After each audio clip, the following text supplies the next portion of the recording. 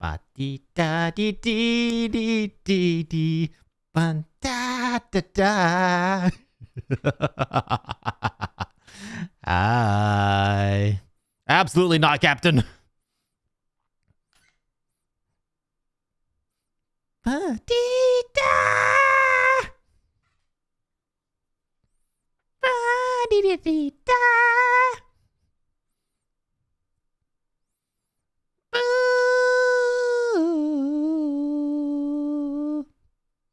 Absolutely nothing at all.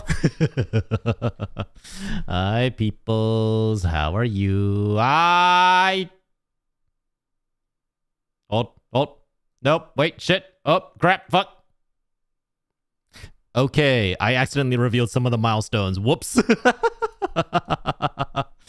All I want for Christmas is cash. That is so real. No, like really. Like so many people have been asking me, hey, what do you want for Christmas? And not even gonna lie, my real 100% authentic answer is just give me the money that you were planning on spending as a gift, and I will like either use it to just stay alive, or I will use it to get my own present when I figure out what exactly it is that I want. Not even gonna lie, that is such a accurate statement. But I hope everyone's doing well. Congrats on taking first, Ferrum.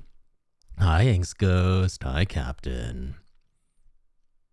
Give cash, socks, and underpants? Exactly. Accidentally get that on screen the whole time? No, there's nothing on screen. You saw nothing. You didn't read anything there. There was nothing to view. Inky, hi. Hope you're doing well, Inky. How are you? Welcome back. I heard you just got back from vacation. Hope you had a good time. What I want for Christmas, a lot of things that I'm not going to tell you because that shit's too expensive. What I would like for Christmas is the latest Red Cinema camera. 12K sensor. It has to use its own solid state drive just for recording footage. It has multiple aux and XLR outputs. It can be rigged up to be a whole mobile filming station by itself. Yeah.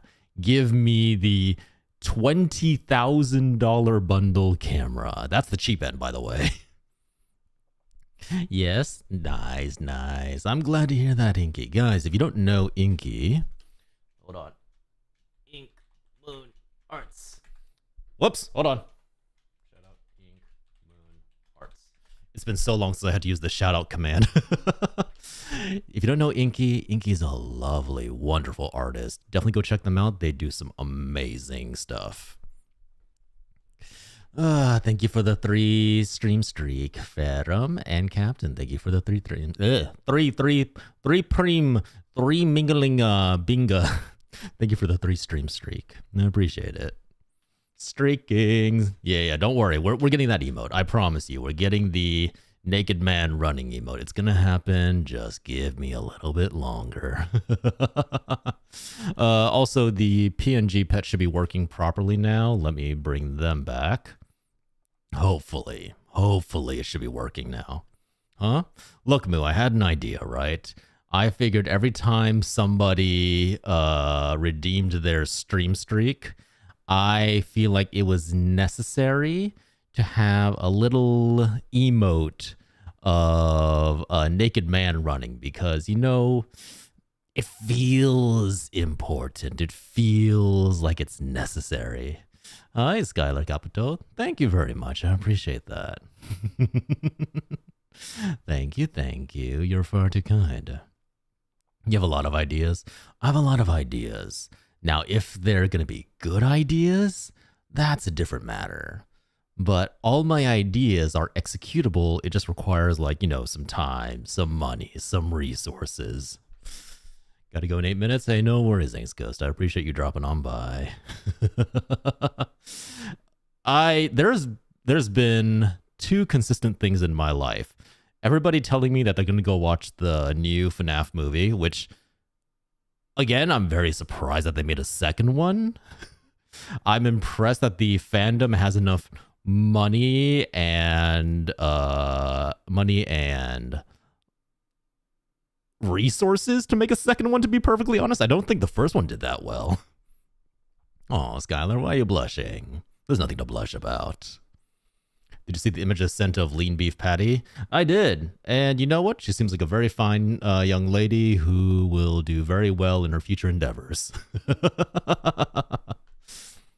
Like the last idea where you decided to ignore the warnings your computer was giving you. Well, okay, hold on now, Moo.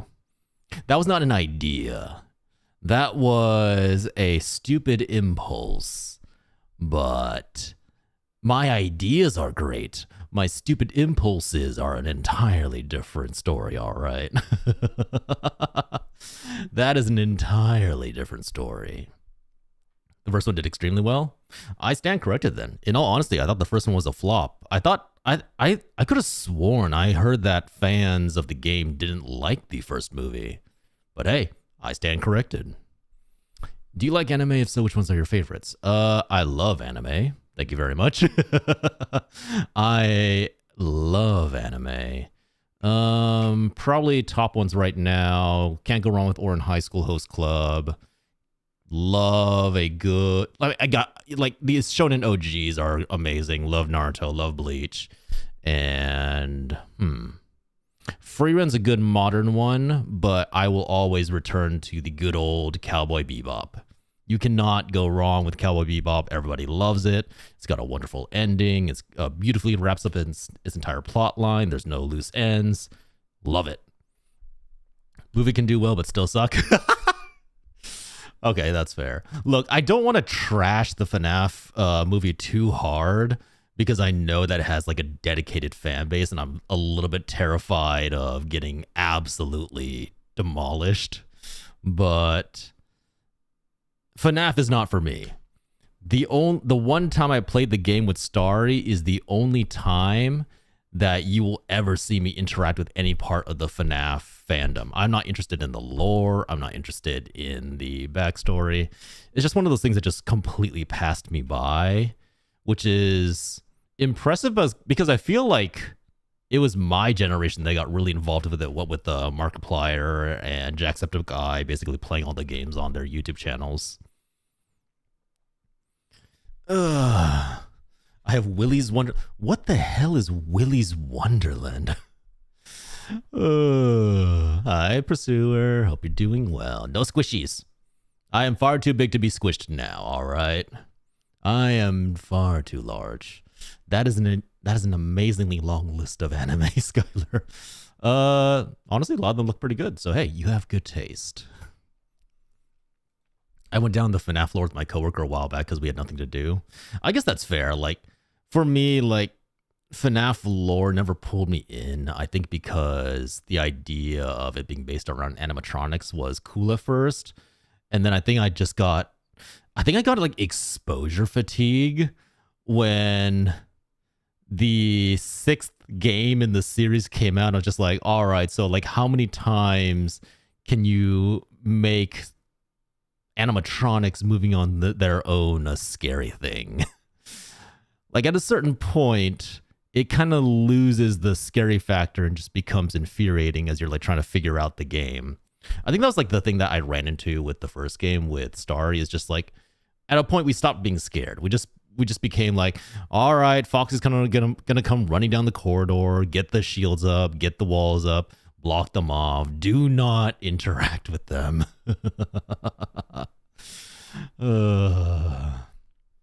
Yeah, hey, look, I'm glad that people enjoy it. I'm glad that people are a huge fan of it. And that, you know, as somebody who's involved in a lot of different fandoms, anime, gaming, and just random indie stuff, I'm happy for you guys that you get to see your like childhood, your massive investment of time and interest. I'm happy you guys get to see that on the big screen because that's very rare for a fandom to get. And I'm glad you guys get that. Hi, Chainsaw Dude. How are you? Hope you're doing well. Welcome in. Yeah, glad you guys are enjoying it. That being said, really fast, before I forget, and because I accidentally spoiled a few of them. Ah! Why is that not working? Hold on. Wait.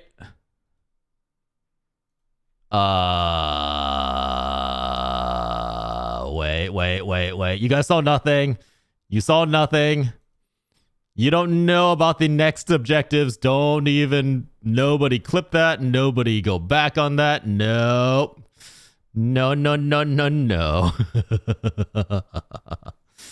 Doing good. Just helped a friend set up a Minecraft server. Hey, nice. Glad to hear that. Okay, here we go. There, now everything's properly headed. Okay, so I have updated the incentives. If you do $10, so to be clear, let me rewind a little bit. We, for the next week, are going to be part of vCryptid's campaign to fundraise for Toys for Tots, a nonprofit organization that basically tries to help disadvantaged children get something nice for Christmas. If you donate $10, I'll put your name on a Christmas light and stick it on the model, probably around the fur area. If you donate $25, our good old friend, you hear that? That's the sound of, hold on. I think like 100 Bean Boozled beans jiggling around in this little jar. You donate 25 or more, I have to eat one of these. And we have had a very unlucky streak of getting nothing but burnt rubber flavor. So I would really like something new. Burnt rubber tends to stay in your mouth for like an hour. It's really disgusting. And if you are generous enough and donate $50 or more, I have a little surprise for next Friday's stream. On Friday the 12th, I've been talking about a long time how I love making hand rolls out of like random ingredients. I'm going to be doing a hand cam stream where we're going to be assembling sushi rolls, hand rolls and little like gimbap style rolls. And my idea for this stream, which I might regret because it's gonna end up ruining a lot of like really good ingredients in fish, is I will allow those who donate to decide certain ingredients that might go in a roll or two. So currently on the list, I have stuff like ketchup, American cheese, what is it? Pickles, olives. I am building a list, and if you donate that higher tier, then we will allow you to make a few suggestions as to what else should be included. I don't know why I enjoy torturing myself. I'm starting to think I might have a masochistic streak. Might need to get that examined in a therapist session, but hey, look at that. Look at that. Who isn't a little bit weird nowadays? Who isn't a little bit twisted? That's good to hear, Chainsaw Dude. I'm glad that Is this the Minecraft server that you're setting up for vCryptid or something else? I'm sorry, I can't remember. Other than that, today, honestly, I don't know what we're going to do today. We can just talk, chill. There is a random personality quiz that I kind of want to try out just for fun. And who knows, at the end of the day, maybe we'll just do a little bit more Silk Song or Dispatch. I haven't made up my mind yet. My mind is whirling away, lost to time, and I have yet to decide what it is that I want to do. It's accessible to vCryptid members, but it isn't the official one. Oh, okay. All right, I got you. Well, good luck with that. Thank you for going to all that trouble to set that up, by the way. We really do appreciate it. IDK vCryptid is setting one up and I'm tired of waiting. Yeah, that's fair. That's fair. We appreciate you volunteering to just get one set up regardless.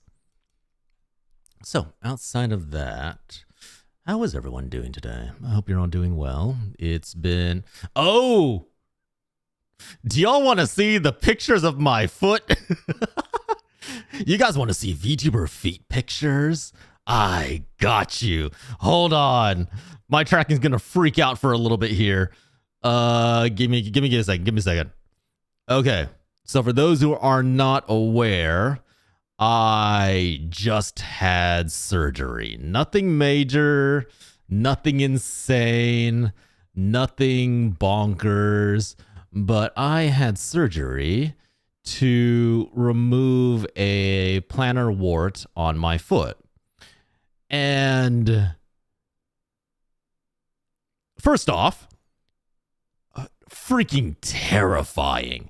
Absolutely terrifying experience, and I will explain why. Give me a second. Let me send this off.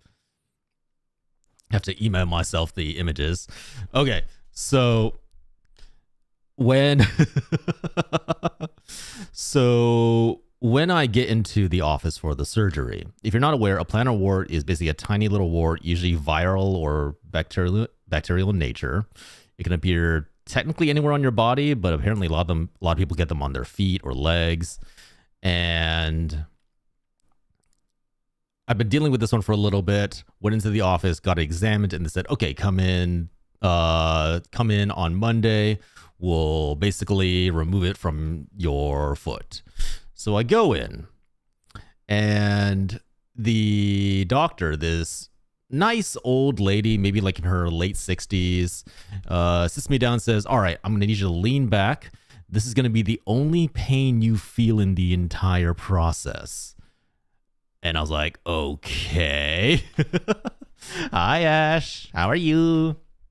This is going to be the only pain you feel in the entire process." And she takes out the fattest needle I have ever seen. Like, this syringe's needle, what looked like it was about the size of my finger. I don't know if I was freaking out because I was terrified. I don't know if I was scared because just like, oh my God, I'm going to get my foot cut open. How am I? I'm describing how I am right now. But this needle was fucking thick.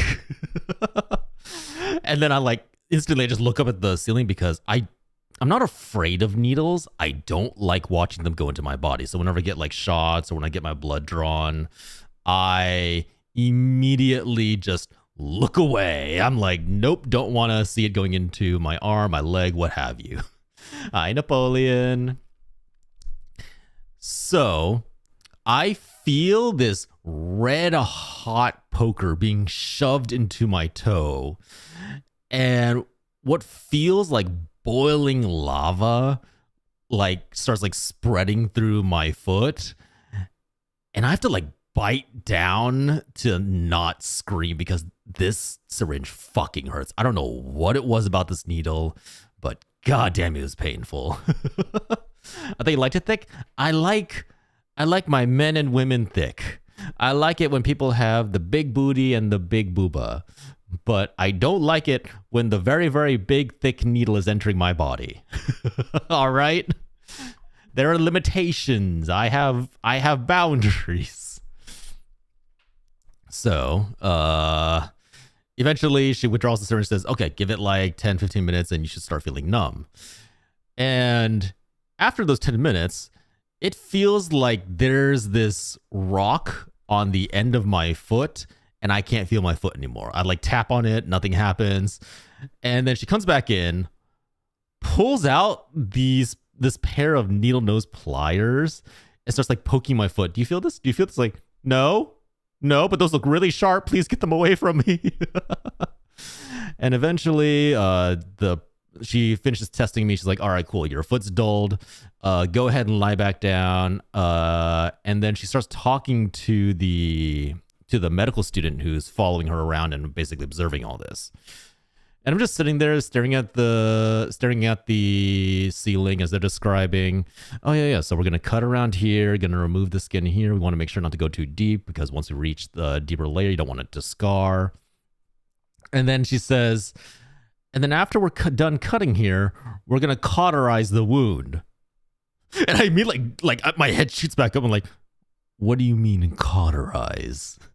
I was like, "Oh, no, don't worry. We're going to take a little bit of acid and we're going to spread it on the wound to remove any extra cells from the wart."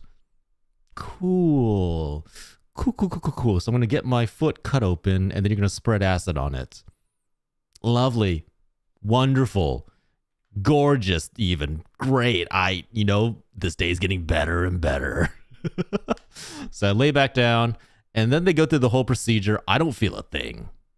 It is terrifying to watch somebody with a scalpel cutting away at your skin and you can't feel a thing. You just watch as like the skin gets lifted away. I'm fully conscious. There's no other anesthetic besides what's put in my foot. And I'm just watching my toe basically get like carved open.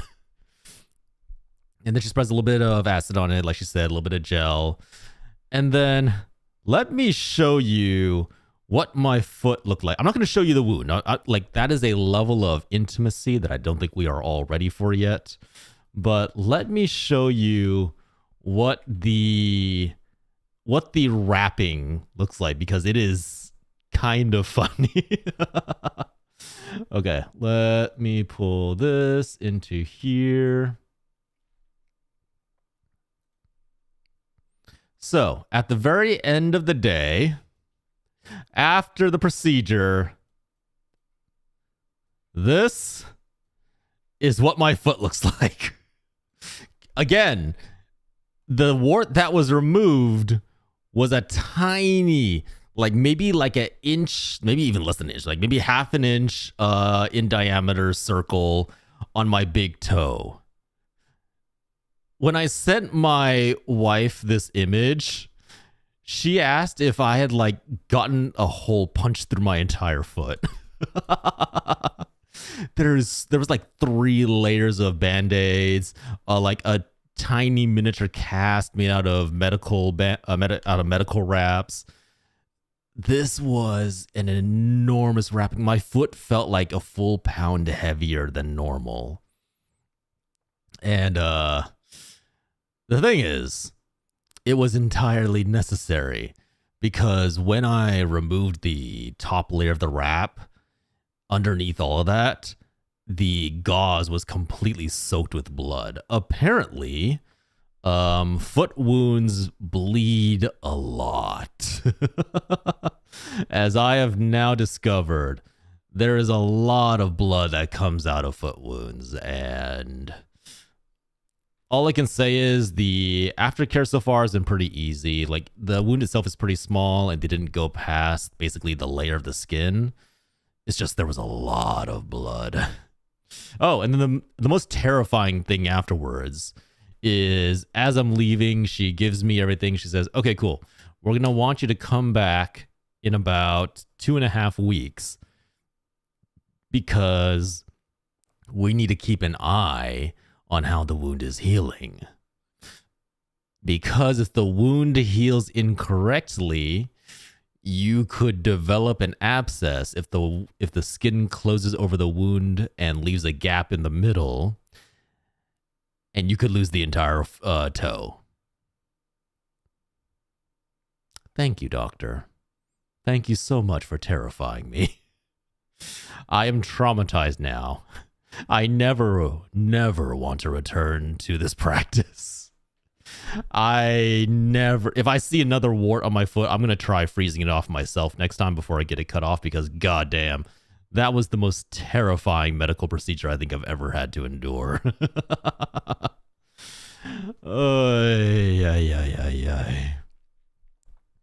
Basically what I said.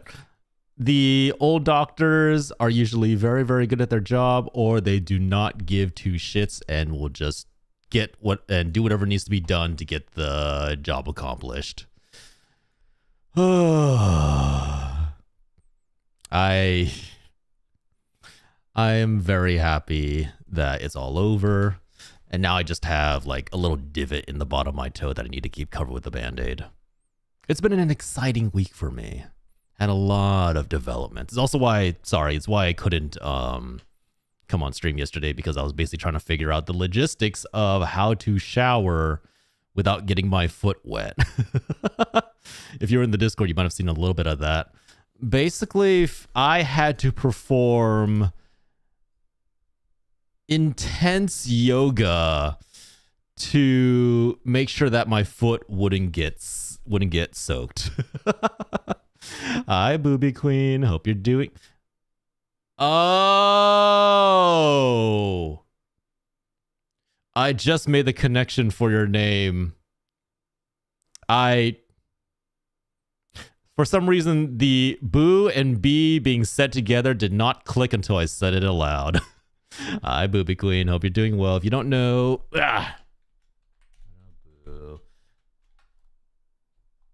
yeah, Bee Queen. If you don't know Booby Queen, lovely V Cryptid member. Honestly, love her design, love her concept. Has some amazing art of her model that you should definitely check out. Just gonna say, go check her out. You'll enjoy it. It's Ghost Bees. All right, you know what? My mind went straight to the gutter, and I apologize for that. It was a lot. My first instinct was correct. I apologize for the immediate assumption I made. But thank you for dropping on by, Booby Queen. Hope you're doing well today. We're just talking about random things. Did you get injured? I had surgery on my foot. And basically, last night, the reason I had to cancel stream was I spent an hour just trying to take a shower without getting the wrapping on my foot wet.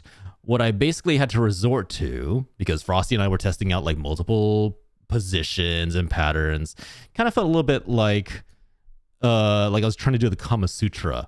I had to prop my foot up on the basin of my toilet. So almost extending my foot, making it like a right angle with my legs. Balance on one leg, and then kind of like lean over to put my head underneath the shower, because this particular shower that I'm using doesn't have one of those like detachable heads that you can like grab and it stretches out on a hose and you can use it however you want on your body. It's just a regular shower head, so it's not very mobile. So to get my shower done, I had to stretch out, put my body horizontally to get my hair soaked, and then did the little bit of shampooing there. Then I had to soak my hair and straighten my body so that the runoff water from my hair would fall over the rest of my body so that I could soap up and rinse that and rinse the other areas of my torso and my single leg. It was the most complicated thing I have ever had to do, and I don't want to do it again. I love play on words. It's a lovely play on words. I really do applaud that one. So yeah. The next time, just what I recommend is do what the smart thing to do would have been and just wrap the entire leg in plastic, tape it down, whatever you need to do to make a complete seal. I didn't use tape because unfortunately my legs are very hairy, and applying tape to that skin and then ripping it off would have been incredibly painful.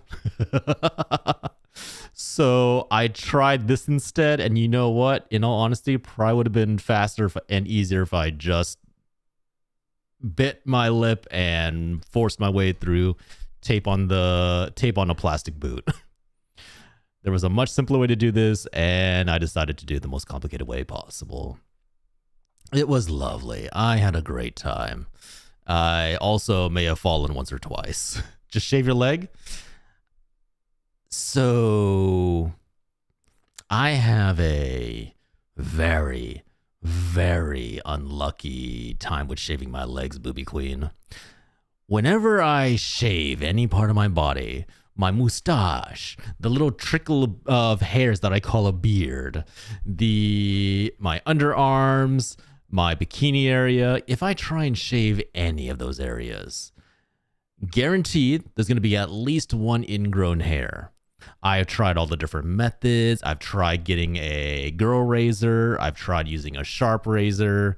I've tried shaving cream. I've tried after cream. It does not work. I've tried exfoliation. Guaranteed, whenever I shave, there's going to be at least one ingrown hair. My mustache is a little bit, I can keep that clean a little bit easier, luckily, but everywhere else, no. Super annoying. Is there a reason you couldn't just sponge bath and use the sink for hair?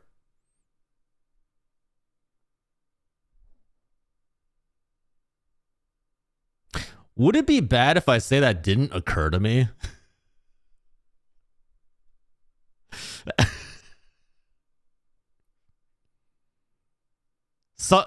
Somehow, in the entire process, it just never occurred to me to just grab a sponge. Also, to be fair, I don't think I have a sponge that big. I've only got like those little like I don't even have a dishwashing sponge. I have a scrub daddy. So, you know what? That's my excuse. That's why it didn't occur to me. I don't have any sponges in my house. I've only got scrub daddies. I could have used maybe a towel and just soaked that and then wrung it out over my head. But hey, look, sometimes the easiest answers are the most complicated. I never said I was a smart individual, only that I get a lot of things done.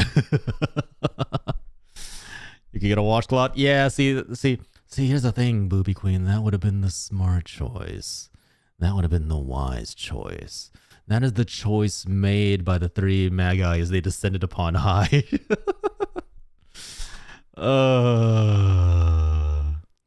Look.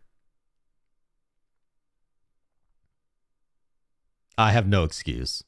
You want to know the really funny thing is? So, the house I live in has 2 bathrooms. The bathroom that I was using is the one with the fixed head. I could have used the other bathroom, which has a shower head that has one of the detachable ones where you can like extend it out on a hose and you can rinse yourself off. The reason I didn't is that is the bathroom that is attached to the bedroom that my wife was sleeping in. So, I decided I'd rather suffer through that entire complicated process than potentially wake her up and get her pissed at me. I'll give you one of my 100. What do you need 100 sponges for? What are you going to do with 100 sponges? Look, I like to make my life complicated, okay? I enjoy making myself suffer. I enjoy pain, apparently. What is life without a little bit of suffering and torture? I accidentally... Did you do one of those things where you ordered in bulk on Amazon and then bam, you're like, I thought I ordered 10 sponges. What is this enormous pack of 100 sponges doing on my doorstop? That's okay. One time when I was working stock for a boba tea shop, I accidentally ordered, oh boy. We were supposed to order 10 pounds of boba. I ordered 100 pounds of boba. I ordered enough boba to stock the store for the next year instead of the next month. The owner was not happy with me. It's okay. Don't worry. At least when you fucked up, it was with your money. I fucked up with someone else's money, and oh man, that has consequences. Which, if you didn't know, boba in most tea shops comes already pre-made. There's not a lot of boba shops that make their own. If you don't know what boba is, it's little like I forget what it's made out of. It's like a little sugar. It's a little sugar pearl that you put into drinks, and then you suck it up with a big straw, and you basically have balls rolling around in your mouth, and then you bite down on the balls. You know, I can't make that joke on a charity stream. That's my bad. Hi, Ender King. Is that a purple and black guy? Not purple and black. Just black. Just black. But if you didn't know, most boba arrives pre-made, and it's just like freeze-dried into these big sealed packets, and you're just supposed to like take them, throw them into a giant vat of boiling water, and then just stir it around until they basically rehydrate. Which is why, if you ever wondered why a bunch of boba shops always taste the same, that's the reason why. They're all just basically ordering from the same supplier, whoever's in the area. Who punched up? Oh, do you guys not know this? This has IRL lore behind it. So, oh boy. All right, I'm going to explain this real fast. So this actually was the design for my first 1.0 model where I had a black eye. I was like, oh, I want to be edgy. I want to be different. And I decided to make my left eye a black and white void thing. About a year after I debuted that first 1.0 model, I'm lying in bed, cuddling with my very, very big Australian Shepherd dog, and he decides that I'm not giving him enough attention. So he paws at me. The problem is, he paws at my face. And if you aren't aware, dogs have claws. They're not sharp, but they are big and they are blunt. And he basically paws me right in the eye. Claw goes scratching across my retina. And for the next year, I deal with what is basically a open wound on my retina, which causes it to dry out, which causes it like have vision problems, pain. And it's the exact same eye that is quote unquote corrupted on this model. So I basically designed a self-fulfilling prophecy for myself. Lovely. Most people model their VTuber models based on themselves. I predicted the future with my VTuber model. I informed life what was going to happen with my VTuber model. It was great.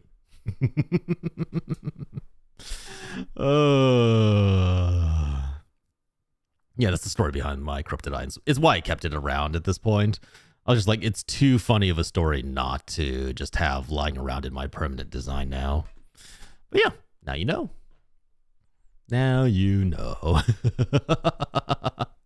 But yeah, the nice part about it is for this particular model, I can actually like toggle either eye to go weird.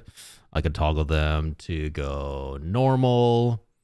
I can toggle them to do glasses, da-da-da.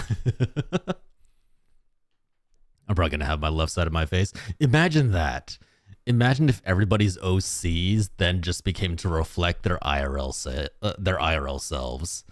Imagine if every single artist who ever designed their own little OC or their own little gremlin of themselves, that just becomes like a self-fulfilling prophecy. Everybody then has to go through some trauma or horrific event in their life that actually shapes their IRL form to look exactly like their OC.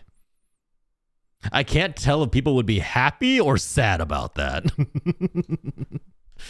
I can't tell if that's something people would love or if it's something people would be like, I'm going to look away from that now. Never going to design myself in art because I don't want it to actually come true. I'd be ecstatic. No, but see, Booby Queen, your model looks pretty and amazing. Mine has a corrupted eye that I apparently injured in IRL.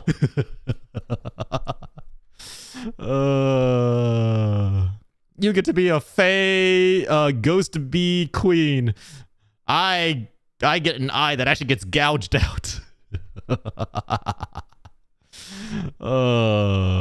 Anybody who has horns, they just start growing like these bone structures out of their head. If you get wings, you just like start developing flaps of skin that like get thinner and thinner with like bone structures inside of them. I'd also be kind of dead, but I came back to life. Hey, look at that. Everlasting life. You unlocked the fountain of youth. Let's go. I mean, hopefully my face isn't like mutilated instead draconic. Yeah, that's fair. That's fair. I think originally the concept I'd come up with this was like, oh, like this VTuber self inhibited a corpse and brought it back to life, and that's why sometimes all this corrupt stuff sticks out of it. And then I just eventually lost my branding, decided to just run with it. Quick, someone give me radioactive sludge. That gives you cancer. This ain't the comics. Getting exposed to radiation's just gonna give you cancer. It's gonna be that one scene where you go like, ah, yes, bathe me in gamma rays. 2 days later at the doctor's office, you have terminal cancer. Well, shit. No mutations for us, just pain. Just pain. Eat Chernobyl? What? As in you want to devour the entire remnants of the nuclear reactor that is Chernobyl, or what? Hi, Asher. Welcome in. Welcome in. Hope you're doing well. Yeah. Sorry, we don't live in a comic world. We don't get fancy mutations that will change your genetics to give you laser eyes and like super strength, flight, super endurance. What superpowers would you guys want? I think teleportation or the ability to instantly understand any language. Hear me out.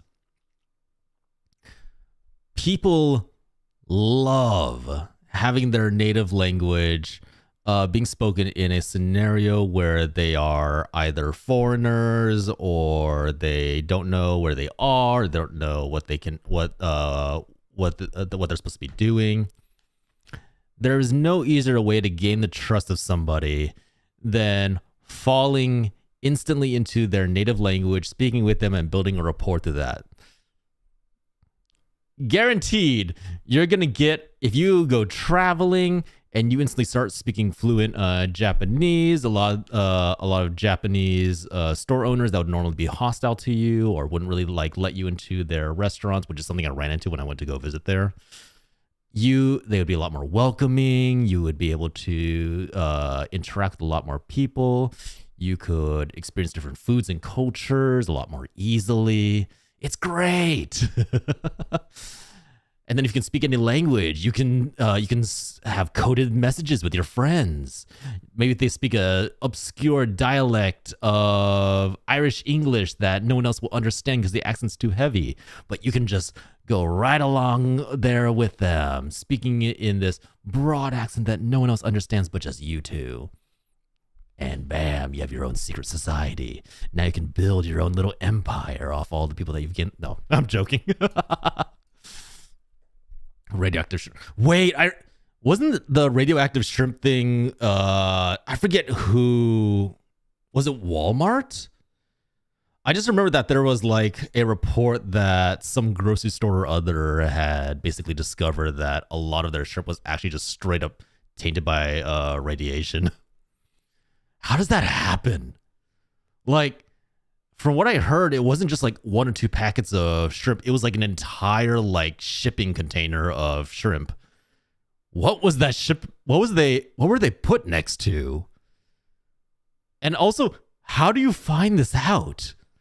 Because it's not like you can't like taste radioactivity, can you?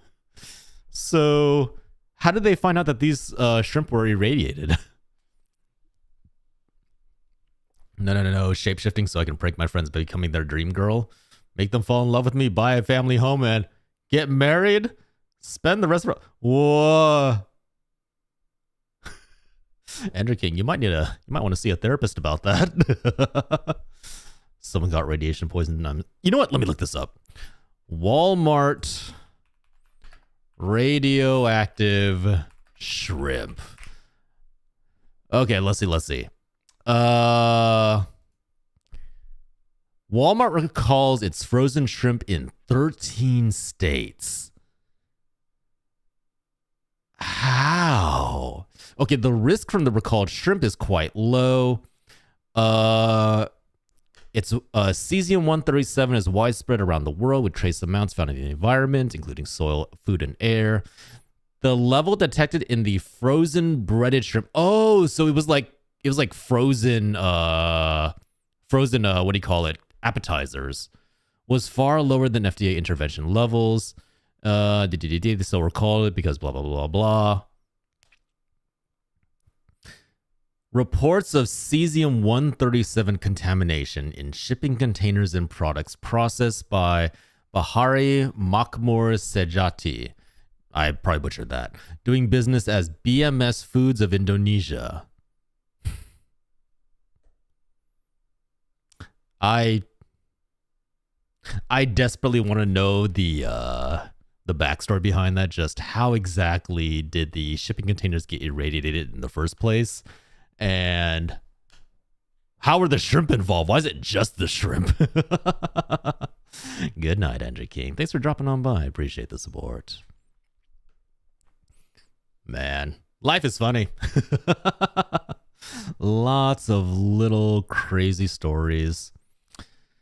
Like radiation shrimp, a boat getting stuck, blocking off shipping passage through a canal for the next half year.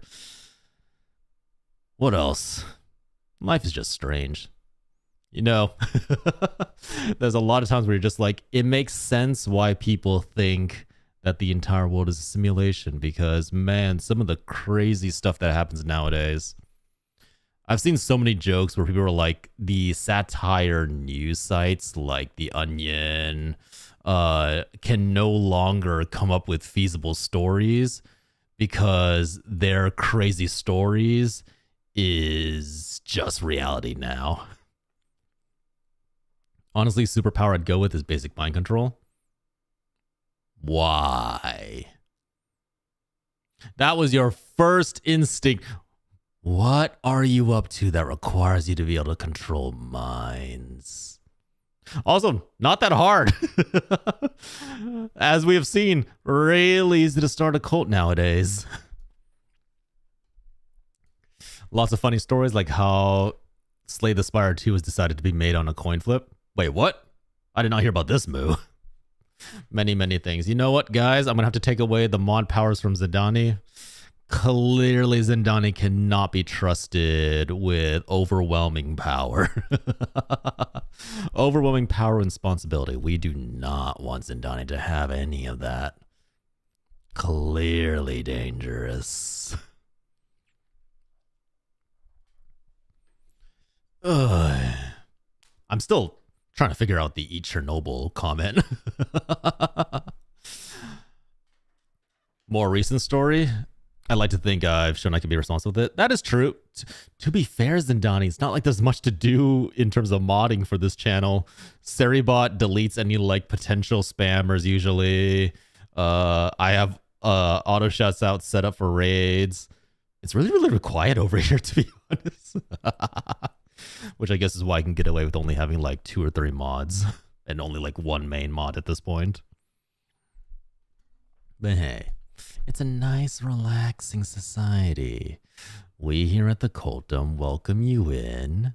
It's always going to be quiet. There's nothing going on here. Ignore the ritual chanting from downstairs. That's definitely not us summoning the spirit of Cthulhu to descend upon this world.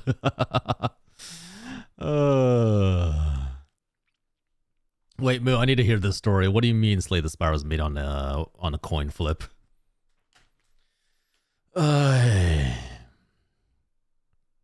Honestly, 2026 sounds like a good year for games.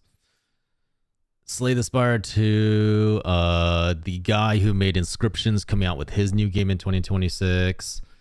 I think they said the Final Fantasy VII Remake series is going to end in 2026. They did a coin flip for if they'll do a sequel or a new game. That's entirely possible. Hey, look, I've heard of weirder things being decided with the coin flip, all right? That people decide things with coin flips all the time. Like, hey, should they invest $500,000 in this hot stock right now and then try and sell it all off to make some money? People come up with the most random things.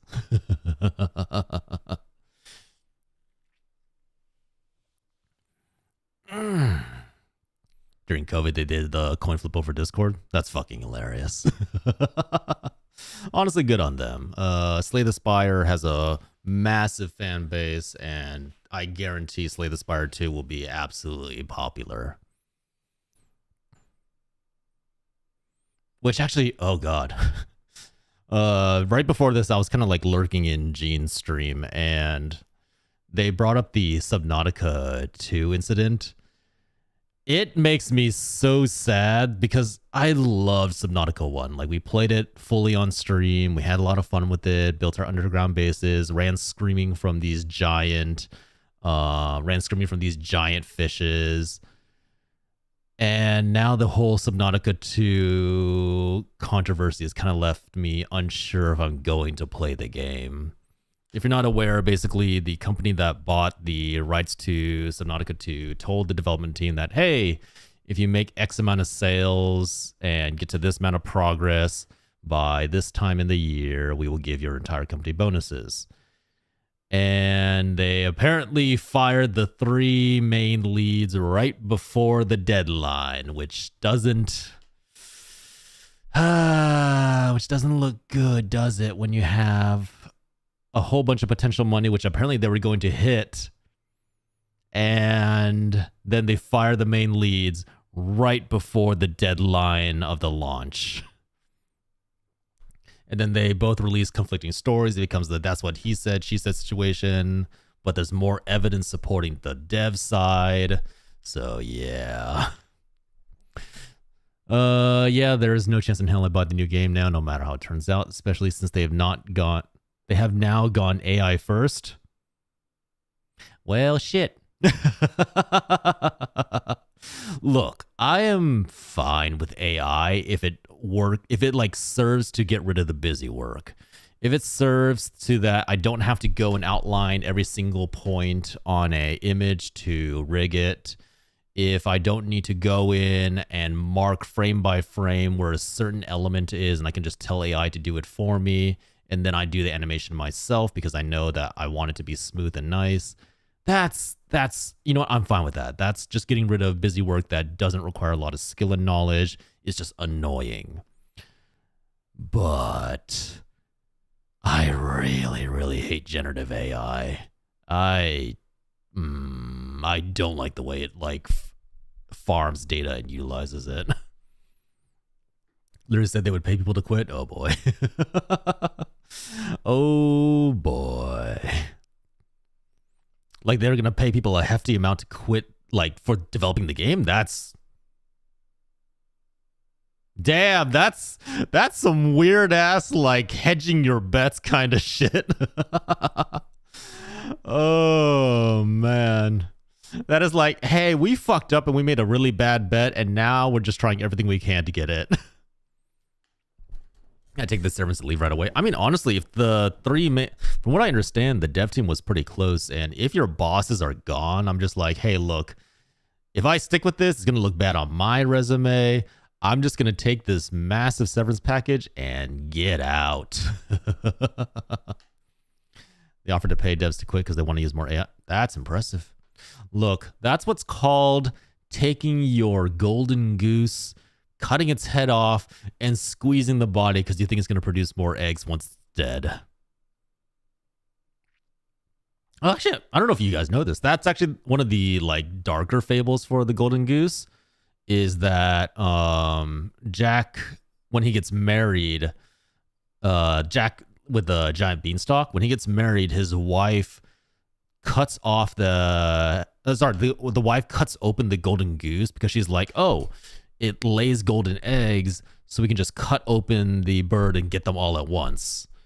Except, you know, when it's dead, the goose no longer lays eggs, and therefore now you no longer have any golden eggs at all. So, well, good job. I like using that analogy a lot because just like, oh, you had something beautiful. You had something that would print you money. And now it's all gone. And that's why I'm never getting... No. It's a parable. It's meant to teach a lesson that overwhelming greed will cause you to fall instead into depravity and ill luck. No, it just means be satisfied with what you have already. True moral of the story. No. As a man happily married, look, you can find a partner that you trust that will work with you. If we cut open moo, we get a bunch of milk. No, that is correct. Yes. If we cut open milk, we'll get a whole bunch of moo milk. We'll get so much milk. Milk for days. It'll be great. We'll have a never-ending fountain of milk, just like white liquid will erupt from Moo's corpse upon his expiration. Oh shit, everywhere before I go. I am desperately curious to... This might be a little bit dark for a charity stream, but I am desperately curious to know how exactly that whole bit of trivia came around. With people like, oh yes, you let go of your bowels right upon expiration. And I have to wonder, how did that get spread? And is that just like a Hollywood myth thing? Or is that actually real? And I won't wash my hands after? The truest sin. The worst of sins. How could you do this, Moo? I thought you were a clean, healthy creature. Instead, you've revealed yourself to be a disgusting, filthy monster.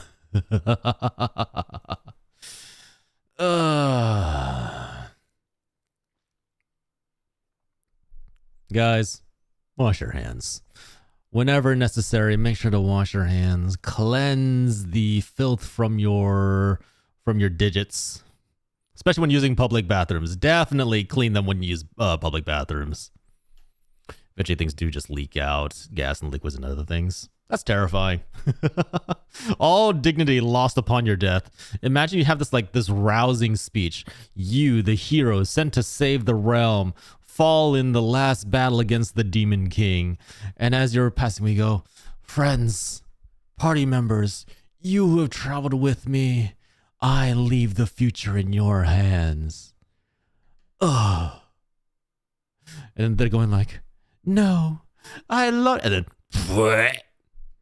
What was that? The hero emptied his bowels upon death. Well, all dignity lost from the final moment. That final speech, all the weight's gone. It's out the window. We're not recovering that.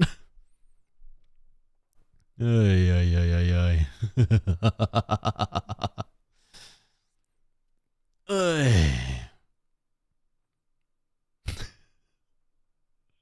Or the reverse is true, where the hero finally stabs the Demon King. It's like, I will return.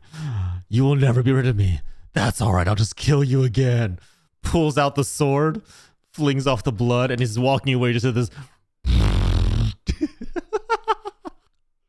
from the Demon King. Oh god, you can ruin. I need to do this now. I need to do this to my players. Next BBEG that my players in my campaign run against and finally defeat. Oh god, I'm just gonna do this. Great big dramatic moment completely ruined. I can't wait. It's gonna be lovely.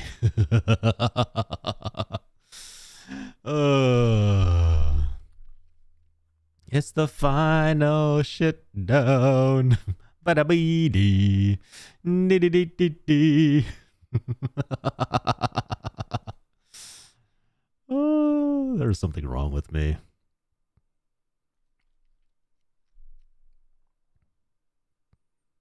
What is wrong with my brain, people? What is wrong with me? Clearly many things.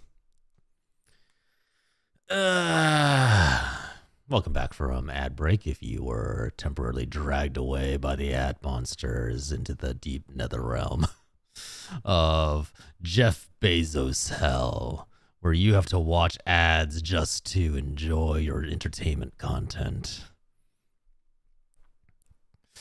So once the villain revives, are they really just going for round 2 after what they witnessed, or are they just letting the world burn?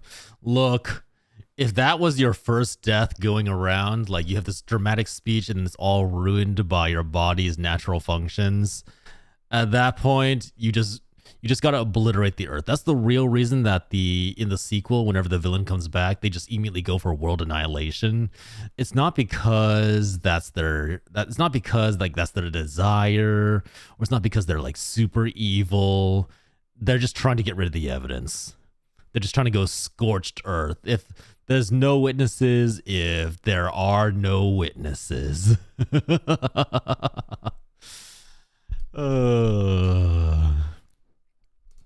That's actually a character that I really want to try playing for a campaign.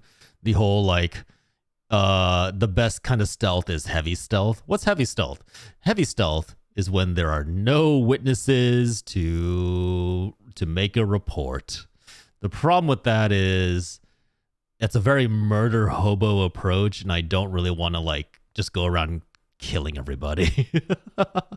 So I got to figure out the mechanics of how to make that work. Starry stealth? Yes, exactly. Starry stealth. The pew pew kind of stealth. The, hey, as long as I'm the only set of eyeballs left open after this event, I am successfully stealthy. The best kind of stealth. I did have a player once who played this massive, enormous orc who was also a rogue. But he didn't put any, I think this is back in a different TTRPG. He didn't put any points in stealth. He put them all into persuasion. And basically how it would go is whenever a guard saw him, the orc would march up to the guard and just go, "No, you didn't. You didn't see me. You didn't see anything. You're going to keep seeing nothing, or I'm going to come back and find you." And that was their idea of stealth, just basically intimidating every single person they came across who happened to view them. It was really funny, but also mechanically only worked in that TTRPG. I don't know if that would work with other stuff. But yeah, I love it when people get creative, when they really try to explore different types of characters and tropes that always get abused. And then you try and put your own little spin on it. So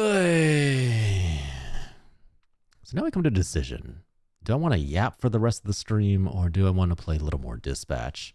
Do I want to go seduce Invisigal, or do I want to talk my head off some more? Choices, choices, choices.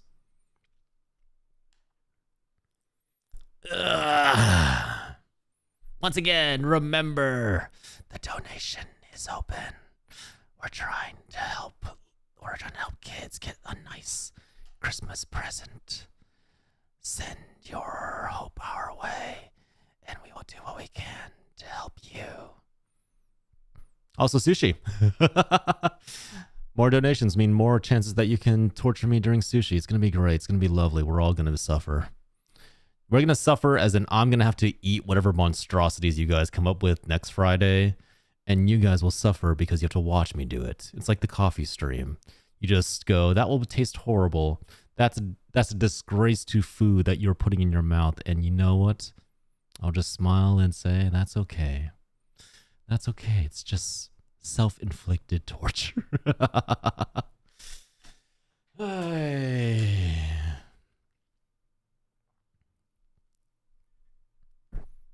Ugh. Oh. I actually, So I was doom scrolling through Twitter, as you do. I'm very curious. When people, I don't know how people here enjoy citrus kinds of fruit.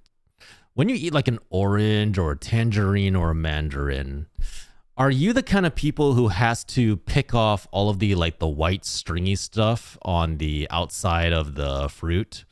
Like the little like white veiny stuff that is basically almost like it's part of the peel? Because I was when I went over to my in-laws place over Thanksgiving, they had a bunch of tangerines. Really delicious, really good. But I noticed that for me, whenever I peel a orange or a tangerine, I do my best to almost like pick it kind of clean. I want to get rid of all the white stringy stuff. I want to take all that off. I want to have just like the fruit and whatever is inside of it. I try to pull out the white thready stuff because I think it affects the taste. I think it has like a different texture. But I watched as my mother-in-law basically just peels off the outer skin and just like starts chomping away. Which also, I wasn't aware that this is the way you could eat the fruit. She doesn't like separate it into like slices. She doesn't like pull it apart and like have like different segments. She just holds it up like an apple and starts like chomping away at it. And I was like, I don't know why, but there's something about that like is like soul shattering, is like I have to reject it with every fiber of my being. If you're eating a citrus fruit, you need to separate it up into slices. It is designed to be separated into slices. The fruit itself has gone through evolution and designed itself to be eaten in segments. Why are you biting at it like an apple? There, I knew this coming from you. Okay, look, just because I eat a burrito from the middle does not equate that I need to be judged on this, all right? Look, just because I start burritos from the middle, that is a totally normal way to eat, okay? Because now you have two sides that are perfectly sealed and you can just eat from the sides without having the burrito explode all out the back, okay? That is a perfectly normal way to eat a burrito.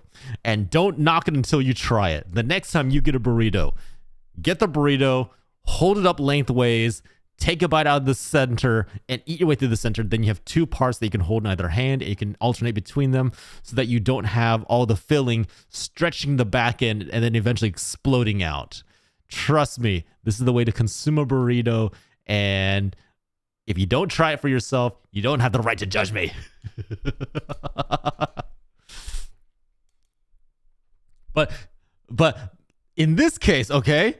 In this particular case, the burrito is something that we have assembled. It is something we have put together out of multiple ingredients and wrapped into a tortilla. The orange is physically designed to be eaten in segments. It naturally makes sense to peel apart the little individual segments of the orange and eat it in pieces to prolong the experience.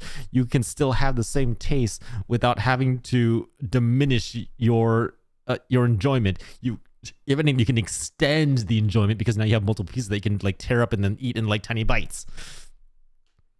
The only fruit that I care about is if the pith is too bitter, and usually that means the segment's outer layers are also bitter, so I gotta peel that too. Yeah, that's fair. I think that's the main reason why I just like taking out. I'm assuming the pith are like those like little white string stuff. That's the stuff that I just take out because I'm used to it tasting bitter for me. But hey, look. And I still hold on to my theory that the best way to eat a sandwich is to fold it and then fold it again. You fold it as many times as you can so that you can bite into its multiple layers and get the perfect balance of ingredients in your mouth. And naturally makes sense to do it the long way since that's how your throat is designed. Don't eat a burrito from the middle. No. The burrito doesn't have... The burrito being lengthways just means that... Okay, so when you eat a burrito, Unless you are a complete maniac and you're holding the burrito upside down while you chomp on it. Gravity and natural forces causes the filling. You know what? Hold on. I'm pulling up an image. Hold on. No. This needs to be illustrated. You need to see what I'm talking about to understand what I'm talking about. Okay. Look. Look. Pull me over to the side here. All right. So, if I have... Can I... Oh my goodness. I haven't used paint in so long. Okay. If I have a burrito, all right, let's grab some brown. If you have a burrito like this, okay? This is your burrito. Like that. And your mouth is here. These are lips. Don't ask. If you're holding the burrito like this, okay? And gravity is pulling the ingredients down as you eat, because when you eat a burrito, you hold it tilted down. So gravity is pulling your ingredients down to the other end of the burrito. And look, not every person wraps burritos the same. Not all of them are good at wrapping burritos. If the burrito starts to split open by the weight of the ingredients being pushed down on one end, then all of a sudden you have all the ingredients spilling out of this end. As this part rips, it falls open, and now you have to switch from side to side eating your burrito. You have to get a napkin. It's all messy. You've made a mess on yourself. Look, if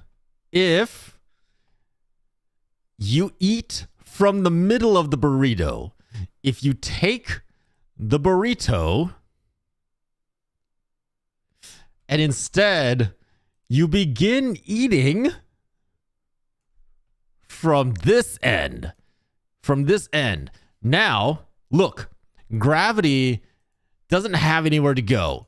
Instead, the natural forces are going to start pushing the ingredients to the side, but because they're being pushed equally, you're not having everything stack on one end of the burrito. So you can now continue eating through the middle of the burrito. So you finish off the middle of the burrito. You now have two separate segments to the burrito. Where's my razor? You now have two separate segments of the burrito. Both are perfectly portioned. Both no longer have that like huge, thick mess of ingredients that you always get whenever you eat a burrito. And now you can just have a burrito in either hand. You can enjoy them equally. Now, now you have the perfect meal. Two halves of burrito, both perfect in shape, perfect in distribution, perfect in weight, and you can enjoy the rest of your meal. I rest my goddamn case.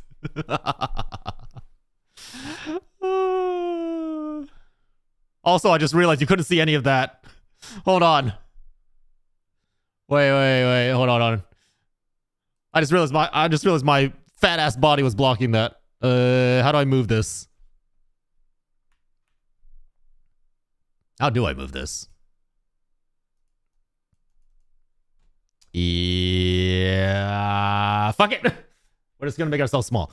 Okay, so see, if you eat the middle of the burrito, now you have two halves of the burrito left over. You can just eat the middle, bam, done. Now you have a burrito in both hands. Easy.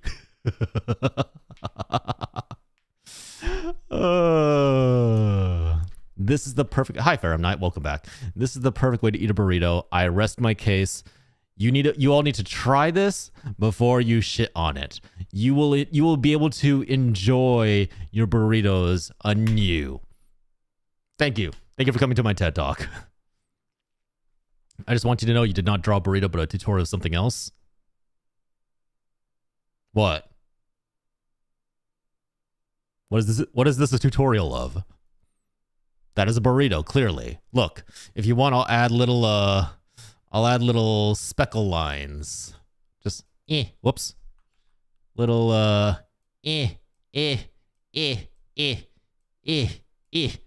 burrito.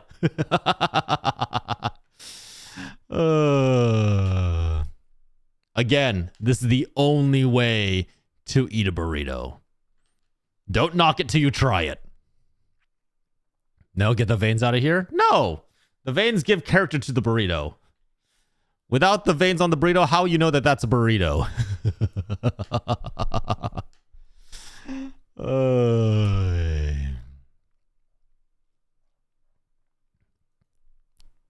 There are proper ways to eat every food, and people are too locked into the way that society has demanded that we eat food. Open your eyes.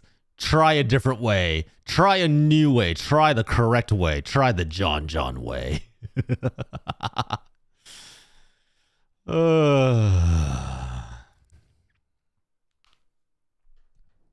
That's all I can say.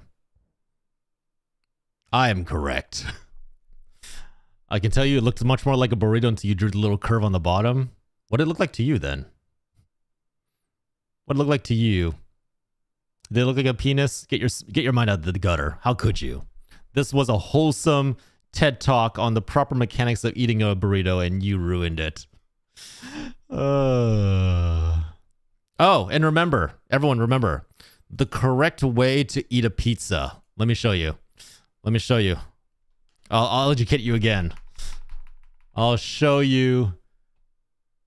Okay, really, how do I move the image so that it's not... Fuck it. We're opening Photoshop. This needs to be properly illustrated. Let me show you the correct way to eat a pizza. Dee.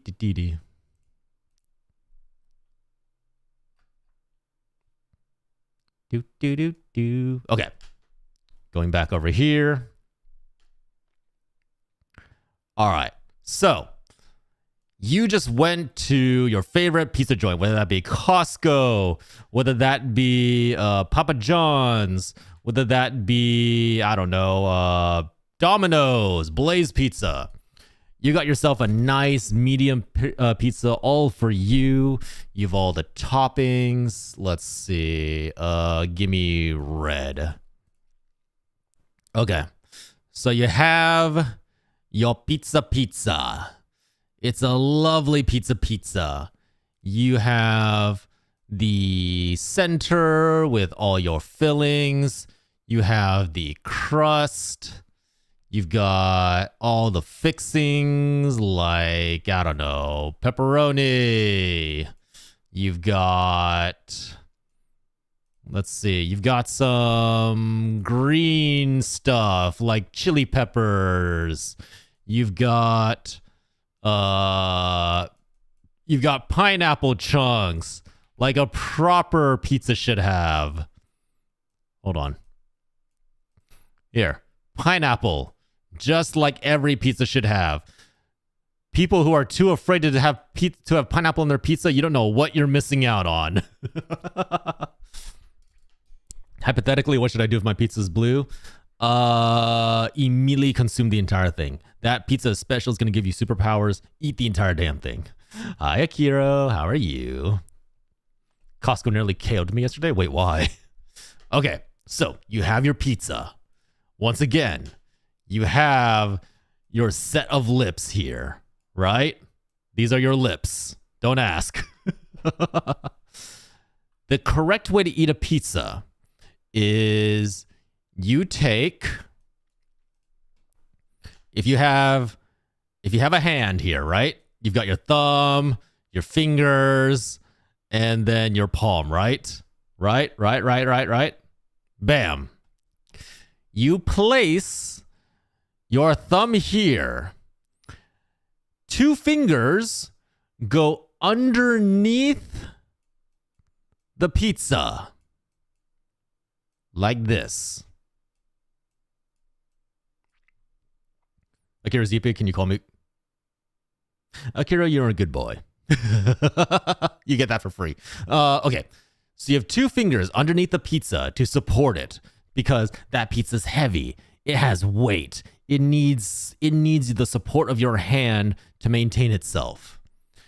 And then you put your last 2 fingers on either side of the pizza so that you're now balancing this thing like a waiter. And then you take your lips and you eat the crust. This is number uno. You eat the crust first. You get rid of the crust because the crust is disgusting. The crust is just bread. The crust doesn't have toppings. It doesn't have sauce. The crust is the worst part of the pizza. So you get rid of that first.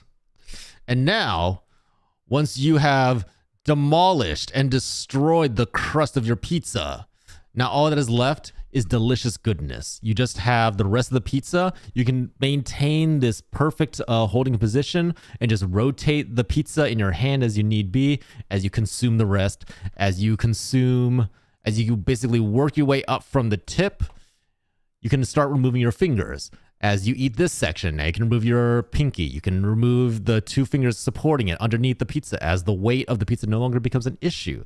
And now in the last balancing act, you finish off your pizza and you get perfect balance of ingredients and taste all the way throughout.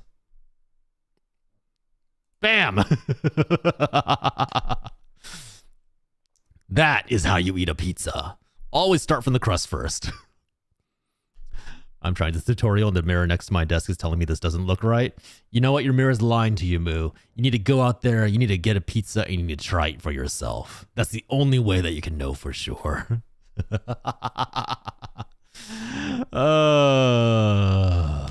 That is the only way you can know for sure. Only after you've experienced these advanced tactics for yourself will you understand that life has more meaning. That you have been kept in a plastic cage staring out, and I have introduced you to the reality of the world. There are ways to optimize your eating, and we're not taking advantage of it.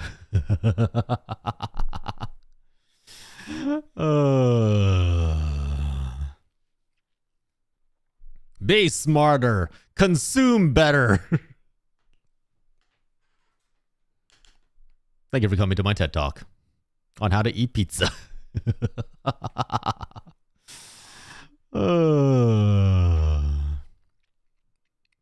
What else? Yeah.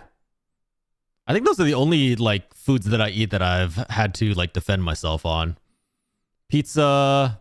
Ooh, hot dogs.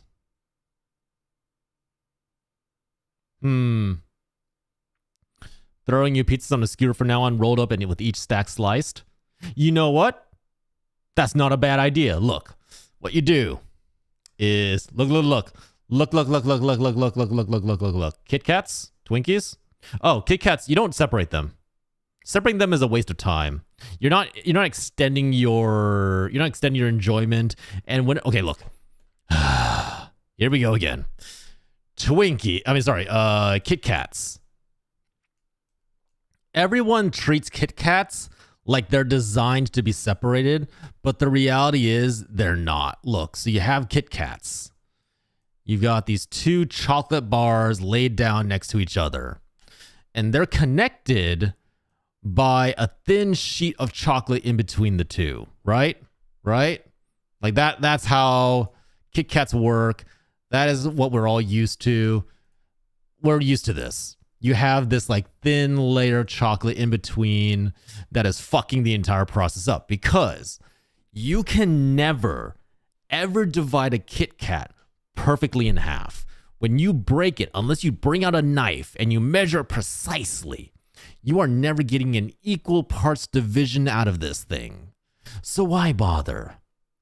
Just eat the damn thing, bite by bite. It's a bar of chocolate with little cookies on the inside. Just eat them in bites, one by one. Flamin' guys, welcome in. How are you? Hope you're doing well. I hope I said that right. Flaming guys, welcome in. Thank you for the follow. That is how you eat a Kit Kat. Don't waste your time trying to separate them, because the whole point of being a Kit Kat is you're supposed to be able to separate it equally. It's never going to happen. It's never going to be a thing. Just do the smart thing and just eat it all in one go, one bite. You know what else isn't worth your effort? Toblerone. Those big triangle chocolates that are a pain in the ass to separate. Just nom on it. Just eat it.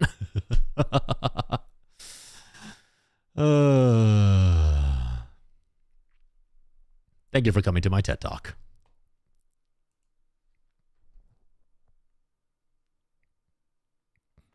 Oh yeah, we were saying yesterday, for Twinkies, look, what you should do, what you should do is you take a Twinkie, right? They come apart really easily though, because it's a trick. They're trying to get you to waste time by dividing them. You can optimize your time by just eating them all at once. The taste doesn't change. You're not prolonging the experience. You can just take it all in. Just stuff the entire thing in your mouth. You're being too slow about this. I was going to share the Kit Kat with you, but it was exactly. And now look, this entire time, your mom has come to you and said, hey, look, you got to share your Kit Kat with your younger siblings. You got to be the older brother. You got to be mature about this. Mom, I can't be fair about this. It will never be divided perfectly in half. There will be no way to give equal portions to everybody. So I'm taking one for the team by consuming the entire thing myself. It's a struggle. It's a sacrifice that we're going to have to make. But it's better for us to just have one person take on the burden of consuming this treat than create strife and war between the siblings by giving unequal portions to each of them. People will ask, why didn't I get the bigger piece? Why didn't I get the piece with more chocolate bits on of it? This is the solution. Just have one person eat it all. I got a messengers. Welcome in. Hope you're doing well. Okay, Twinkies. Okay, look. That's when mom agrees with you and you only sit out your hand, gives it to the younger sibling instead. No. Moo. This is the secret. You want to hear the secret? Come a little closer. Come a little closer. Let me whisper in your ear. The secret is you eat it before talking to your mother. You consume the entire thing. Just put it all in your mouth. Eat it all up. And then bam, no more issues.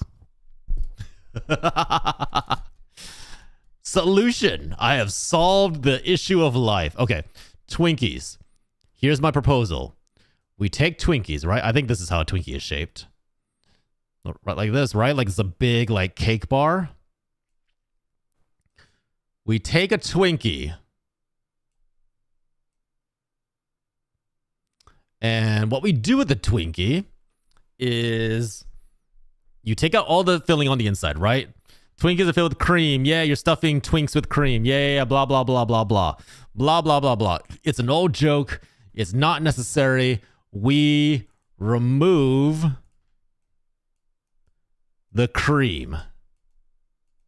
And instead, what you have now is an empty sheet of cake. Instead, you now take some taco meat, like some carnitas or al pastor. You take some cheese. You take maybe it's a few couple of onions. Why not? Let's throw some onions in the mix. And you stuff all of that inside the Twinkie. Because now you can say you're stuffing your meat in the Twinks.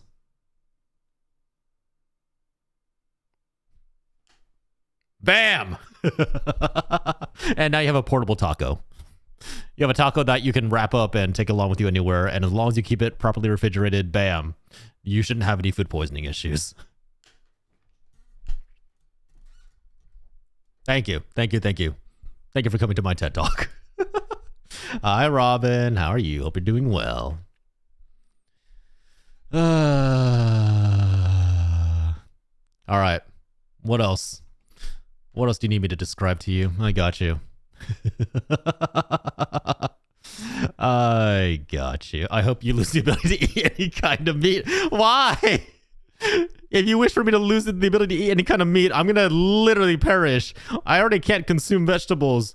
If I lose meat, what else do I have left?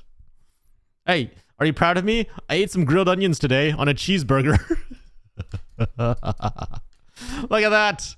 I had a vegetable. Do onions count as a vegetable? Is that more of like a root? Sushi, shawarma, and quesadillas. Hey, speaking of sushi. No, I'm joking. Veggies and more veggies. Oh, God. The horror. The pain. As a reminder, speaking of sushi. Hey, guys. Oh, wait. Did I not put it on this one? I was good until I joined in here and heard you talking about stuffing Twinks with cream. You know, Robin, I aim to please. I aim that no matter what, when you enter my stream, you'll leave knowing something new. Are you going to regret knowing something new? Absolutely. But at least you're learning something new. Onions count as vegetables? Hey, look at that. I can add one more vegetable to my list of vegetables that I consume.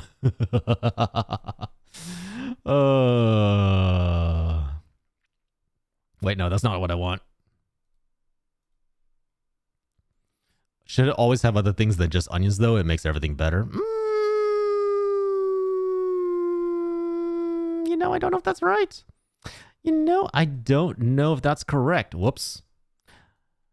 I don't know if that is actually true. The true test is Brussels sprouts. Okay, now hold on. Hear me out.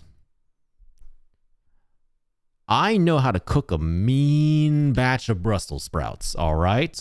Just because I don't like them doesn't mean I don't know how to cook them. Brussels sprouts, what you do is you divide them up. You cut them in half, right? You got, that's kind of really bright green for a Brussels sprout. You got your Brussels sprout here, big green thing, right? What you do is you cut this right in half. Bam. Get rid of the middle. You don't need the middle anymore.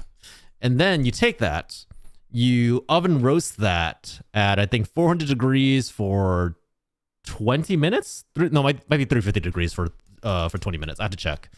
You roast that.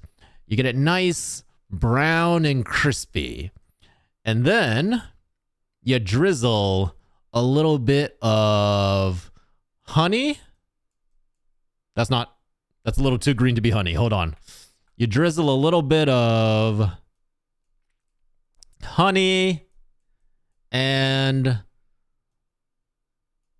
balsamic vinegar right on top of those bad boys, and you stir that all around. You pepper that with black pepper, a little bit of garlic powder, and bam, you serve that up. Boom. Delicious treat. I won't eat it, but I'll serve it to other people. The man can cook a sprout but doesn't know how to eat a taco? No, I know how to eat a taco. Look. Let me blow your minds again, all right? Clearly, you haven't had enough of my brilliance. Clearly, you haven't had enough. What do you have against balsamic vinegar? Balsamic vinegar is the bomb. Balsamic vinegar brings everything together. It's a great savory binder. Okay, tacos.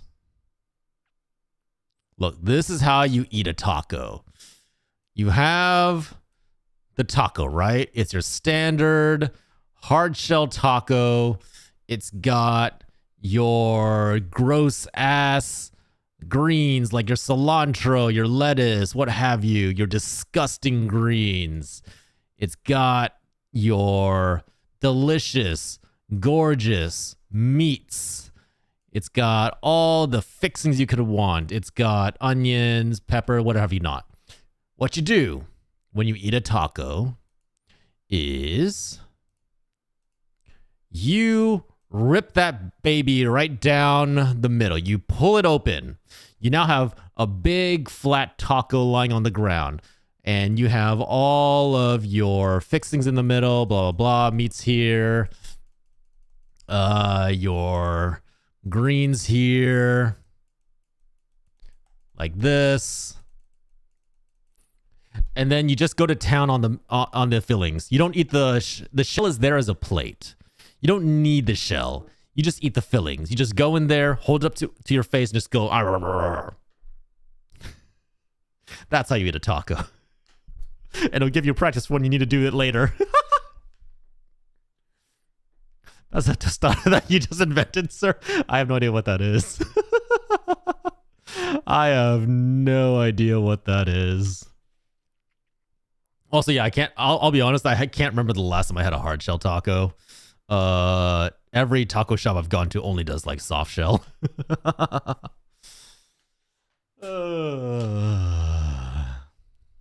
Look it up. Tostada. Oh, yeah. I guess this really is just... Yeah. You know what? This is the superior taco. The plate's already delivered to you. You just have to eat the filling. You remember, the important part is to ignore the shell itself. Ignore the tortilla. You don't need the tortilla. The tortilla is carbs. Carbs fill you up. Carbs prevent you from eating more of the food. Carbs are a filling ingredient. You don't need them. You can just eat the filling of the taco itself, and you can eat more tacos now, as long as you just keep leaving the tortilla alone. Bam! Now you can maximize how many tacos you can eat in a single setting. Happy to have educated you today. Honestly, tostadas are really great. I don't know if I ever... Whoop. Hi, Thor. I just accidentally slapped Thor with my foot. I don't know if I've ever had a tostada.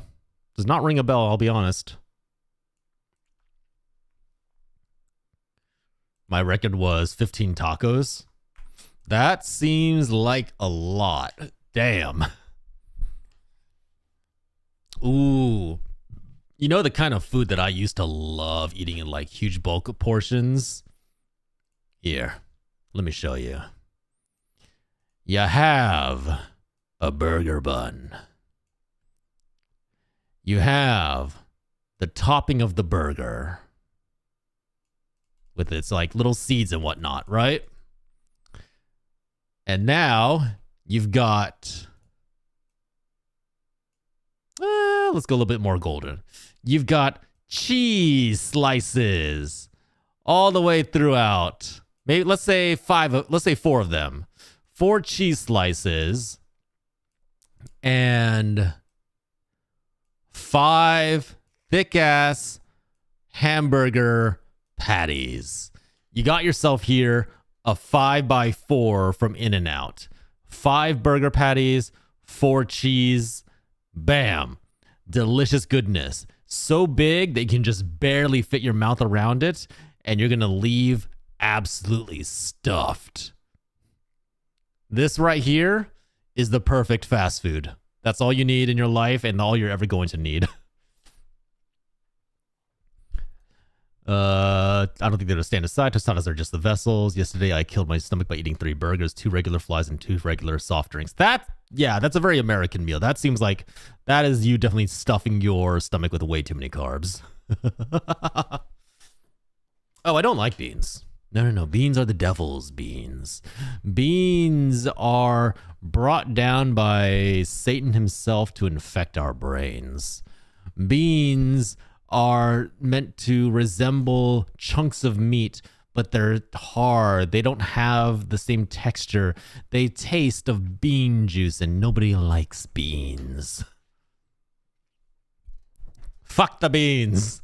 Nobody likes beans. We all hate beans here, right? Right? Nobody likes beans. It was buy one, get one free in a burger my dad brought home from work. Jesus Christ. Yeah, that's a lot of food. I don't know if that's necessarily a good thing for you. I like beans. Get out. Leave. You heretic. You scoundrel. You filth upon the world. No, I'm joking. Honestly, I just never got the hang of beans. I don't know why. Like, beans across any kind of food, like different kinds of culture, different kinds of food dishes. I just don't like beans. Like edamame, baked beans, black beans, pickled beans, beans as side dishes, edamame, not edamame, the natto fermented beans. Beans just do not jive with me. Can't do it. I don't know why. They just really, really don't appeal to me. Fermented beans? Oh yeah. Do you guys know what natto is? Here, let me show you. Natto. It's when you take soybeans and then you let them ferment. You let them really just sit and get real nice and stinky and a little gross. And you just let that keep fermenting. Putting this on your tongue, it tastes like fermentation juice. The slime from the beans will instantly coat your mouth. You will taste nothing but natto for the next probably half hour. Not really sure if I can recommend it, but you know, it's very much an acquired taste. This is very much like a Japanese thing. Ooh. You know what? I take back what I just said. I take back all the slander I was saying about beans. A good red bean pastry absolutely slaps. Like this stuff. Okay, you know what? This stuff is really good. I do love some red bean sweets. Natto is when you... Wait, natto is when you get... I think natto or NATO? NATO is when you get America and the boys and bust the dunk out of war. Oh, I see what you're saying. Welcome in, Man of War. Sorry, got really confused there for a second, but now I get it. No, we're talking about natto. Natto. But yes, red beans, you know what? Fine. I will retract the slander I listed against beans just now. Red bean paste is actually really, really good. I don't know about red beans by themselves, but red bean paste in like desserts and pastries is really tasty. Also goes really well. Like if you, you know what is amazing? If you get like a red bean taiyaki, which is basically like these little fish-shaped pastries. You basically just pour the batter into these specialized like frying pans and then put the red bean in the middle, close it up, and let it all cook. This stuff is amazing. We pronounce it the same way you say... What? Natto? NATO versus natto? I think NATO is very differently pronounced from natto. Honestly, just so much good food out there that we've never had. I'm always willing to try new things. This, I always recommend you try this. You can get like different kinds of filling. You can get ones with cream inside, chocolate, matcha paste, which I don't like, but you know what? If you're into tea, this stuff is amazing. There's just something about like this nice light dough that goes so well with red bean. Cheese? Actually, now that you mention it, there is a cafe chain in the US. I want to say it's called Somi Somi. I believe they have a cheese filling one. So, yeah. Oh, yeah, here, cheese taiyaki. Like this. I don't know, like, maybe it's just the lactose intolerance in me. That much cheese seems like a little too much cheese. For me, I don't want like a bucket load of cheese poured over my food.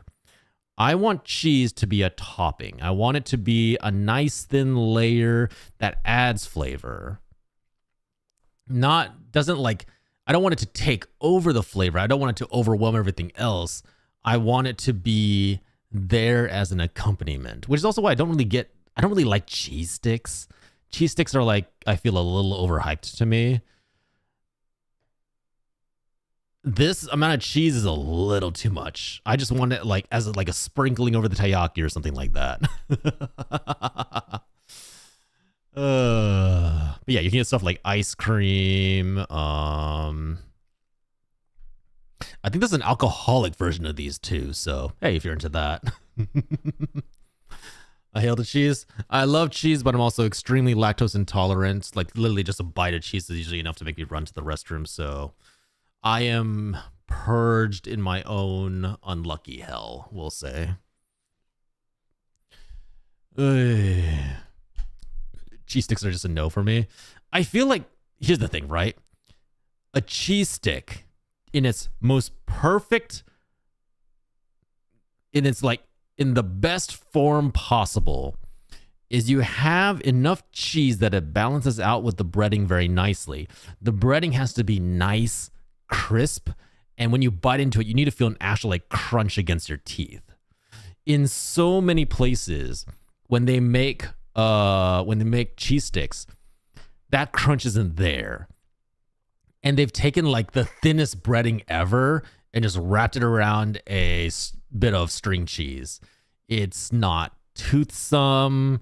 It doesn't have that nice balance that it needs to level out the cheese with the coating. And they just never give it enough crunch. I think I've only ever had good cheese sticks at maybe, if we're talking like major chains, maybe TGIF. That's a big maybe. The only cheese that I'll eat by myself is a salty kind of cheese, and it's a moist cheese as well. Like queso fresco. Oh, you mean like a cheese dip, Moo? Or are you talking more like just like the cheese itself is kind of like very like moist? Dude, I used to be able to eat like 2 extra large pizzas on my own. Like we'd go to Costco, we'd get the 2 big giant pizzas, and that'd just be my meal for lunch. Like that, I used to slam those things. And now I can barely finish like 2 slices. Sometimes I just buy a burrata, slice it up, salt it, and eat it between tomato pieces like a burger. What's a burrata? Burrata. That sounds familiar. Oh, this kind of cheese. Okay. Hey, look, if it works for you. If it works for you, hey, fair enough. Not a cheese dip, just salty cheeses. Oh, like a Gouda? Mozzarella with cream. Oh, okay. Yeah, like for me personally, this is a little too much cheese. Like, I think that's why I like, look, I know American cheese is not real cheese, but it has a place in my heart because American cheese, you can heat up without it splitting. You're not going to get that like, that split of cheese curds from oil. It's all going to remain one piece. And American cheese is like the perfect portion for me to put on top of something. It is a taste enhancer. It's not meant to take over something. Am I going to get executed for this opinion? Like I'll always order my burgers with American cheese over cheddar any time of the day. Cheddar's just like too sharp. It's too, it alters the flavor too much, and then it doesn't melt right. American cheese actually melt and become more like a sauce. Cheddar just like melts and becomes like this slab of cheese with like oil around it. Burrata is mozzarella stuffed with cream. I don't know about that one then. I don't know about that one. That sounds a little too messy to me. Little too messy. Ugh.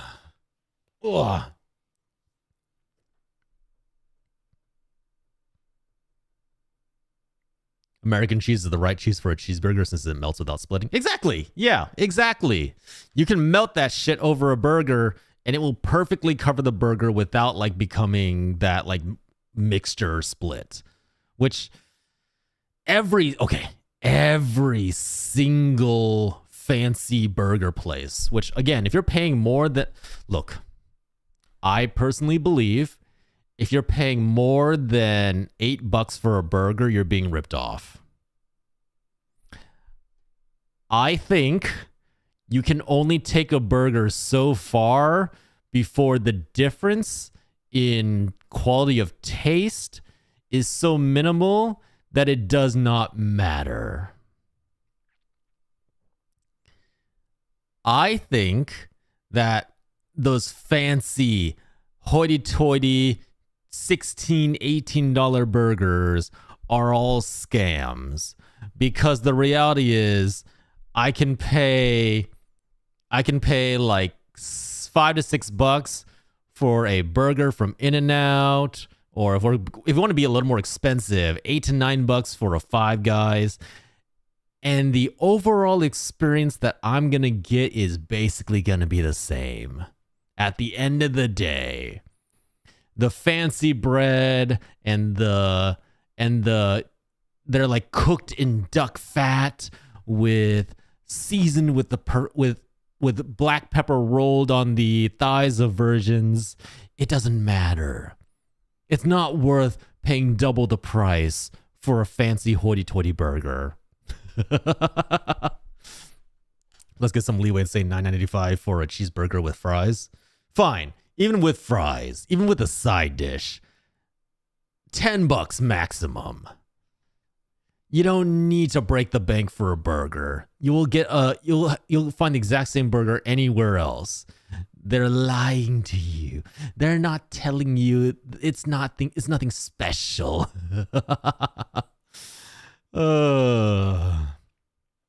Fast food is a scam in general. It says the food is fast, but the only thing that gets faster is your life. Okay, so let me be clear. Fast food is a scam only in the US. Well, I'm not going to say like only in the US, but mainly in the US. Mainly in the US is where it's overcharged, it's overpriced, it takes forever to get to you, it's either cold or microwaved. If you eat like McDonald's in the UK, in Japan, in Korea, it's actually pretty decent. Especially Japan, because for Japan, they have a law that any visuals used in marketing, the food needs to reflect that. So, you actually get like your picture perfect buns. You actually get like the nice distribution of of lettuce, cheese, onions, and tomatoes. Like, it actually tastes pretty good. Fast food is a scam in the US. I think didn't I see like a burger at McDonald's is now like $7 or $6 just for the burger? Not even like a combo, just the burger. That's insane. What the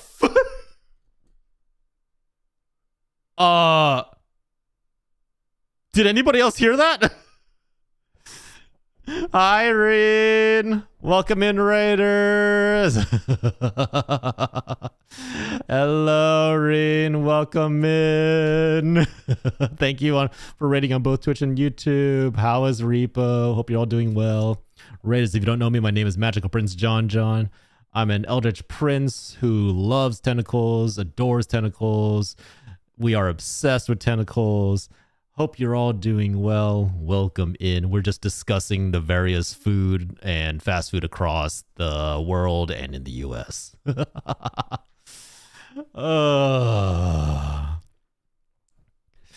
yeah, Serene, welcome in. Hope all your raiders are doing well. Hope you had fun in Repo. And Blue, thank you for the 41 months of tier 1. I don't know why the voice for our PNG pet went up all of a sudden.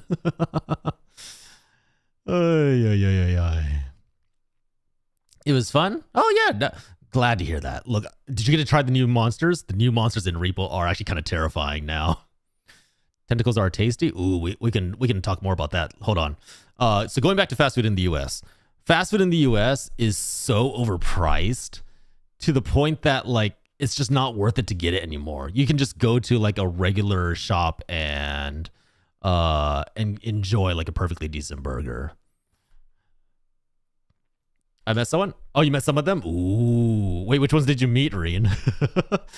There's this like new green fly monster in Repo that just like moves through the map.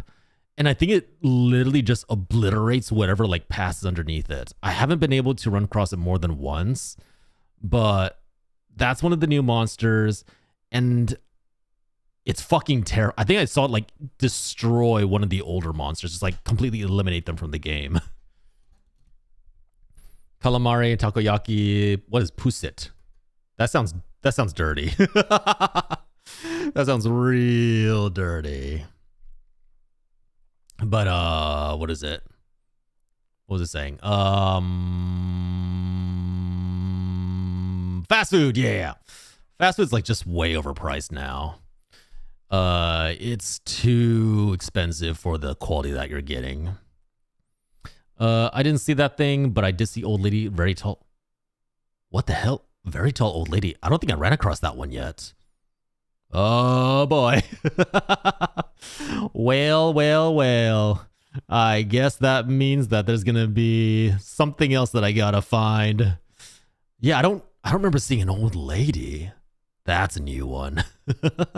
But thank you for the raid, Reen. If you want to hang out with us and discuss the various forms of fast food, and I guess now we're talking about tentacle food, please feel free to do so. If you need to go take care of yourself, get some after stream care, some food, some water, I totally understand. Hi, Harumi. just like, blast, like I almost said finger blast. I almost said just finger blast hearts all across the screen. Harumi, thank you for spamming the heart emotes. What is wrong with my head? The loom, keep it away. What is the loom? What is the loom? We found it after you left that Halloween collab, never again. Oh god. Oh, the old lady, is that what it's called? The loom? But yeah, what is it? Man of War.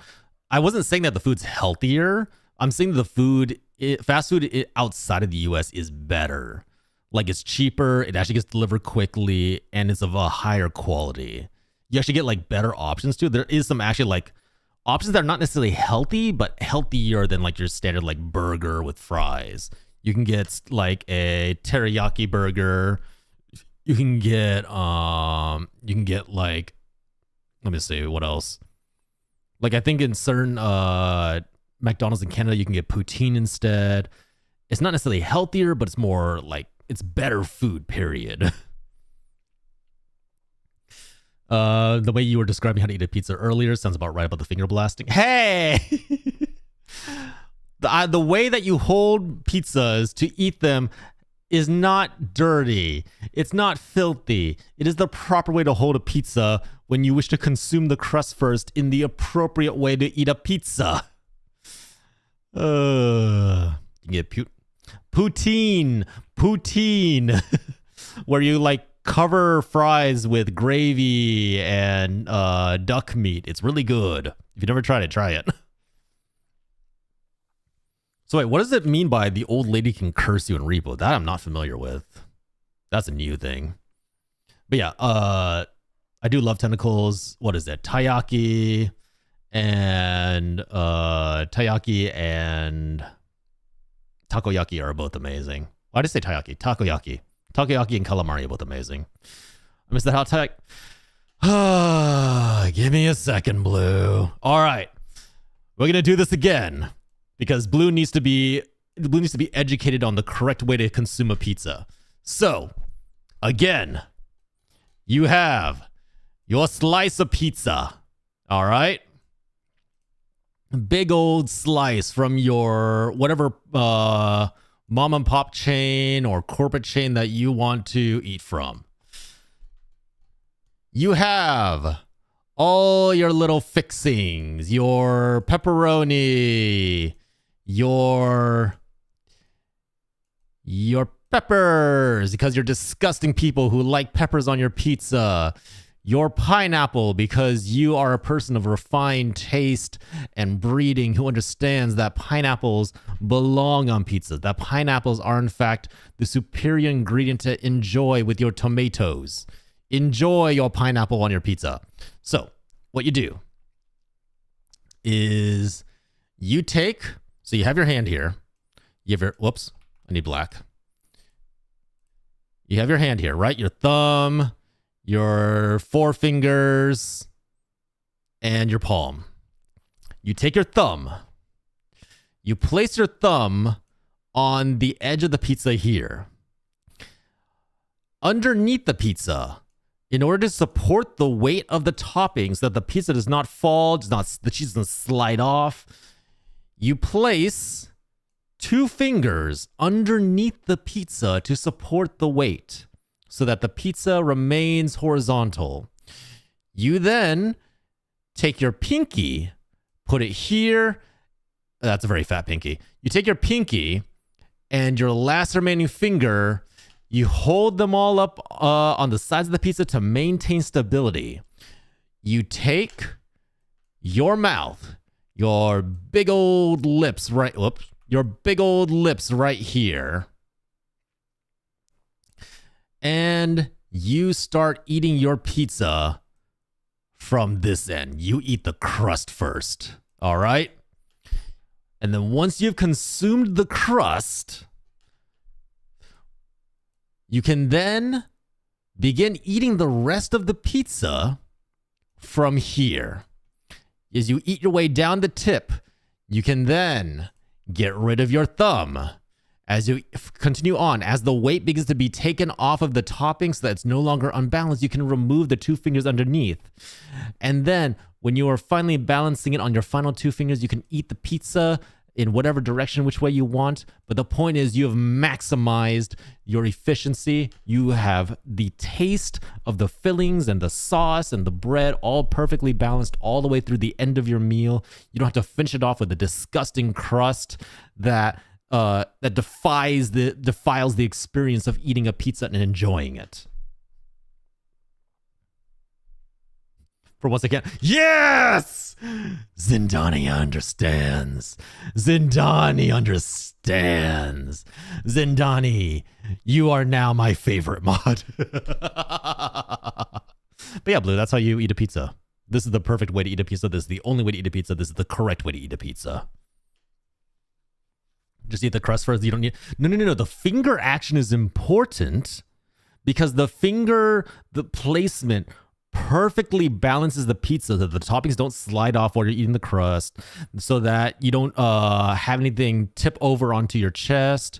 You can just have it perfectly balanced, the weight perfectly distributed, so that as you eat the pizza from the tip, the weight is being redistributed into the back fingers holding up the pizza, so that you never have to shift your grip at all.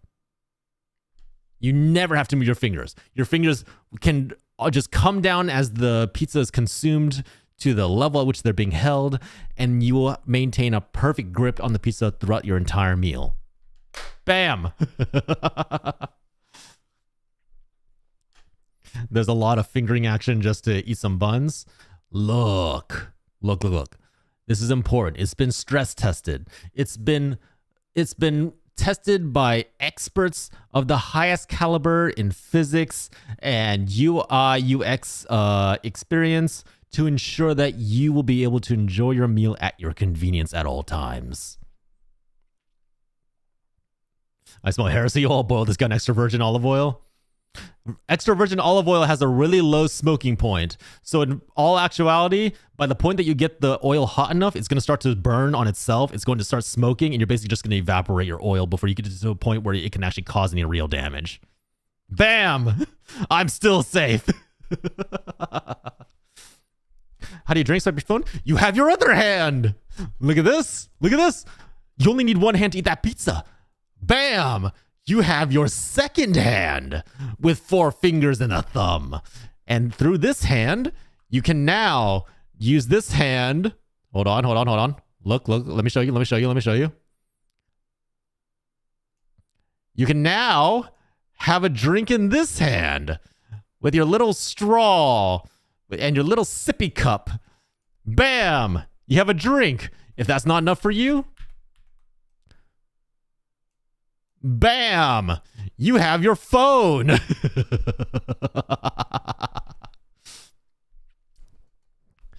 Look at that. Efficiency. One hand manages all the other tasks like answering your phone, getting drinks, maybe putting a couple of side dishes. But look at that. You only need one hand to eat the pizza. You don't need two hands. This is the optimal way.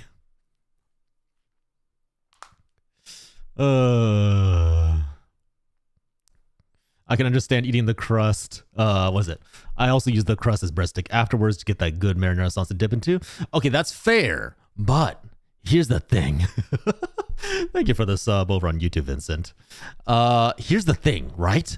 Not every pizza place offers you dipping sauces. Now, look, if you are fortunate enough to be at a place that is giving you like a nice cup of marinara, yeah, sure. You can have them like breadsticks afterwards. You're still like not being efficient about it. You're not like increasing the depth at which you explore the food, but fine. You can use it as a breadstick. Or my personal favorite, when they have like that garlic butter sauce, that shit is delicious and is the only time I'll condone using the crust as a breadstick. The only time. Any other time, look. Let me show you something, all right? Let's say you follow Moo's inefficient way. Let's say that you take your delicious, gorgeous pizza and you defile it by eating it towards the crust. So you get rid of, here we go. Once again. We're going to pull out the pizza. We've got the crust. And let's say you're a monster like Moo. And you eat your pizza normally. You eat your pizza from the tip and you eat all the sauce and the toppings until they're all gone. And now you just have this disgusting piece of bread left.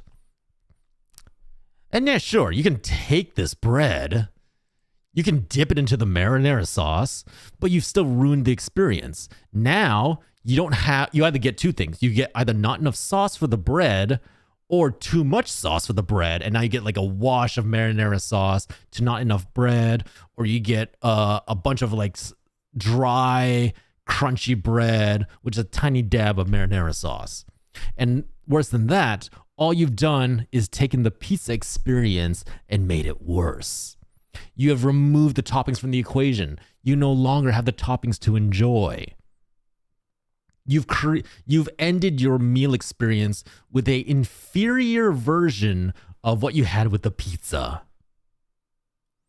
Which is why you always eat the crust first. The crust has to go. The crust is ruining everything. By removing the crust, you're elevating your dining experience beyond a simple sit down at a pizza parlor to a meal of elegance and true culture. That's why I eat my local pizza chain. The quality is good and uses local as much as they can. Yeah, that's fair, honestly.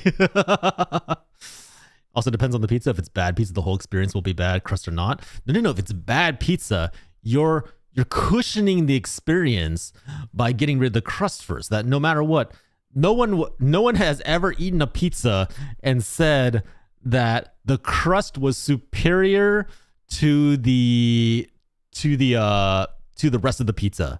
No one has ever consumed a pizza and gone, the crust is the best part of the meal. It's always the main portion of the pizza that is superior. I have said that. Blue, you should take that pizza man out back and throw him into the gutter where he belongs.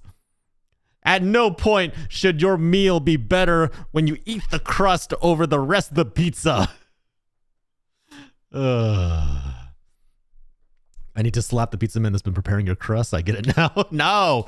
Like, I don't have a favorite pizza place. I just kind of eat wherever will serve whatever I'm feeling at the time. Lately, it's been a lot of Blaze pizza. I don't know why, but I've been kind of like craving a lot of Blaze lately. But yeah, I stand my case. This is the correct way to consume pizza.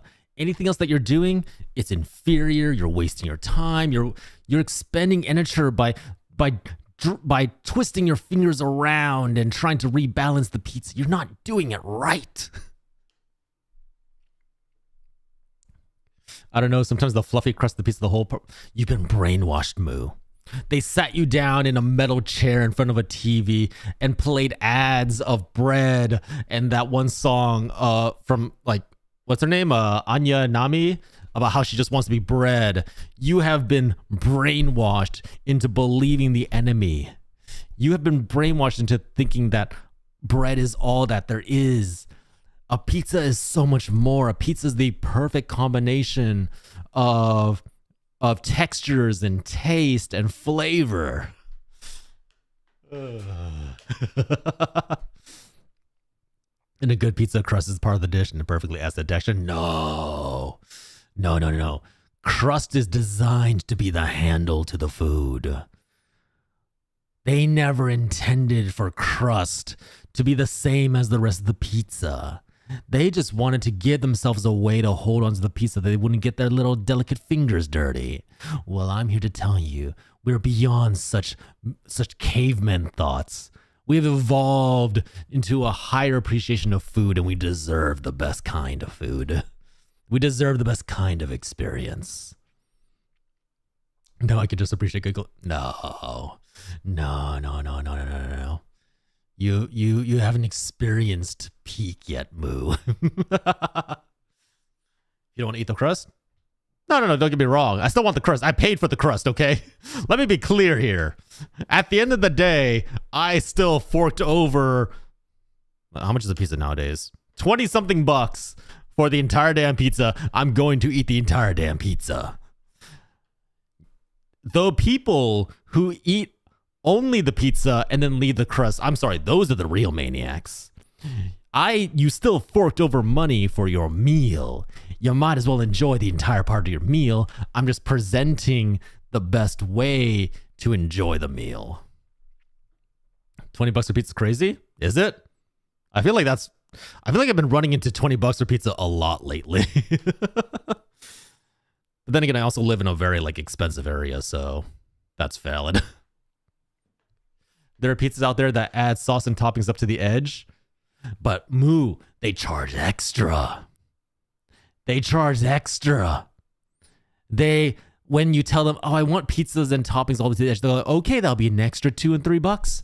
That'll be an extra $5. That'll be an extra tenner. It's not worth it, Moo. It's not worth it.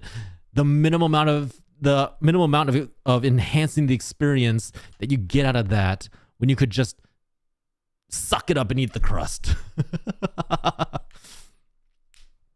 Not necessarily. That's just the style of some pizza places.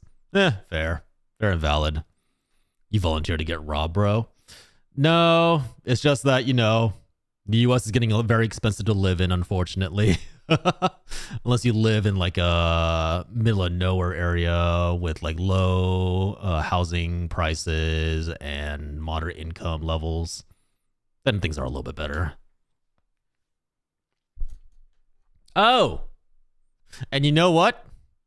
Square pizza is superior to all of the kinds of pizza. I said it.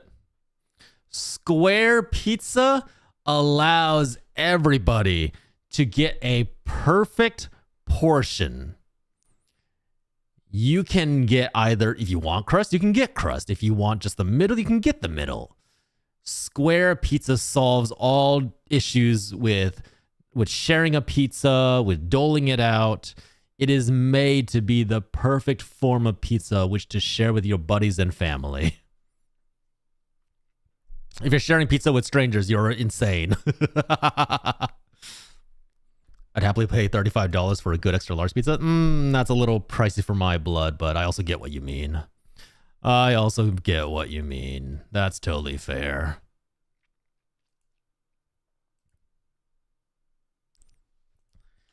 But yeah, square pizza's the best. Here's the problem, though. A lot of places that serve square pizzas. Here's the problem. A lot of places that serve square pizzas are for some reason lower in quality than a regular pizza. I don't know what it is. I don't know if there's some cooking science to go along with that. But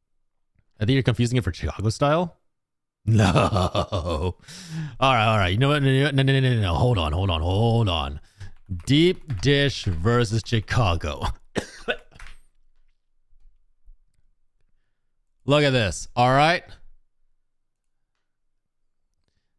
That's a deep dish. Fuck this deep dish. Fuck that. If you want this, go get a fucking bread bowl and just put pasta in there. Just get pasta. You would have a better experience with pasta in a bread bowl than whatever the monstrosity that this is. This is an affront to nature. This is hell. This is pain. No one deserves to be treated through this. This is like you took a pie and you decided to make the worst form of it. It's too much bread. Look at that. Look at that cross section. That's disgusting. Absolutely not. Deep dish should not exist. Deep dish, if it is ever served, I'm leaving. I don't care if it's a friend's wedding. If I see deep dish on the table, I am grabbing my bags and I'm taking out through the door. Never. Ever. No, I actually just really dislike deep dish pizza. I am serious when I say it's way too much. It is far too many layers and too much sauce and bread to really enjoy. We already had something perfect with regular pizza, and now we decided to fuck this up. Now you know how to scare? Yeah. Well, just throw a deep dish pizza at me and I'll just like fuck off. I'll be like, nope, I'm out. I guess the deep dish I've had has just been more like pre-baked bread, nice and fluffy. Really? The deep dish that I'm used to is you kind of like bake the bread a little bit and then you throw in all the ingredients and then you bake the entire thing like a pie. But it's just like, how do I put this? I feel like a lot of pies are good because the fillings are usually decently liked. Even meat pies, they have like herbs, they don't like overdo it on the sauce and the ingredients, and it goes nicely with the bread. The bread is an accompaniment. Here, the bread is just thick so that it survives the process. The bread is thick so that it doesn't like the absorption of the sauce doesn't cause it to immediately fall apart when it's cut. It needs to be thick or else the pie doesn't survive. And I feel like at that point, you're more like trying to shape this abomination than you are trying to make a good meal. Call me crazy, but look, we can do better. We can be better.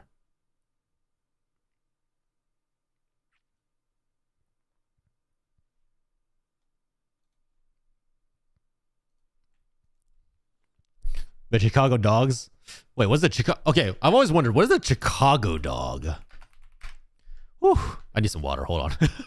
That rain actually kind of killed my throat a little bit.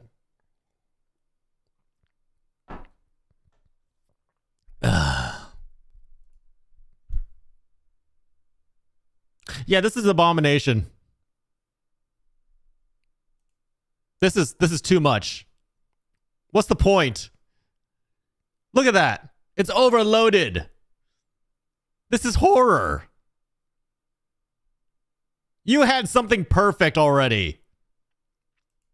Look. Let me show you something, all right? Let me show you something. Hi, Pocket Goth. Hot dog. Let me show you something. Just look at this, all right? Where is it? This. Right here. That's a perfect hot dog, okay? That right there. It has a good distribution of ketchup, has a good distribution of mustard, and if you so desire, you can throw in a nice dribble of relish along with it. Maybe some onions. You know what? We'll allow some onions. But the point is, the vessel remains intact. Things aren't spilling out of the side. Everything is contained in the bun. The meat perfectly is accompanied by the sauces and toppings. And then you have this monstrosity. Look at this. Like everything's falling out. Things are like coming out of the bun. It's excuse me. It's no longer being contained. You're basically stuffing everything in here for dear life. What have you done? You've created an abomination. At this point, just put it on a plate. Just put it on a plate. Eat it with a fork and knife. Why don't you? This is something else entirely. This is an affront to nature. You have destroyed every rule of UI and UX design through this.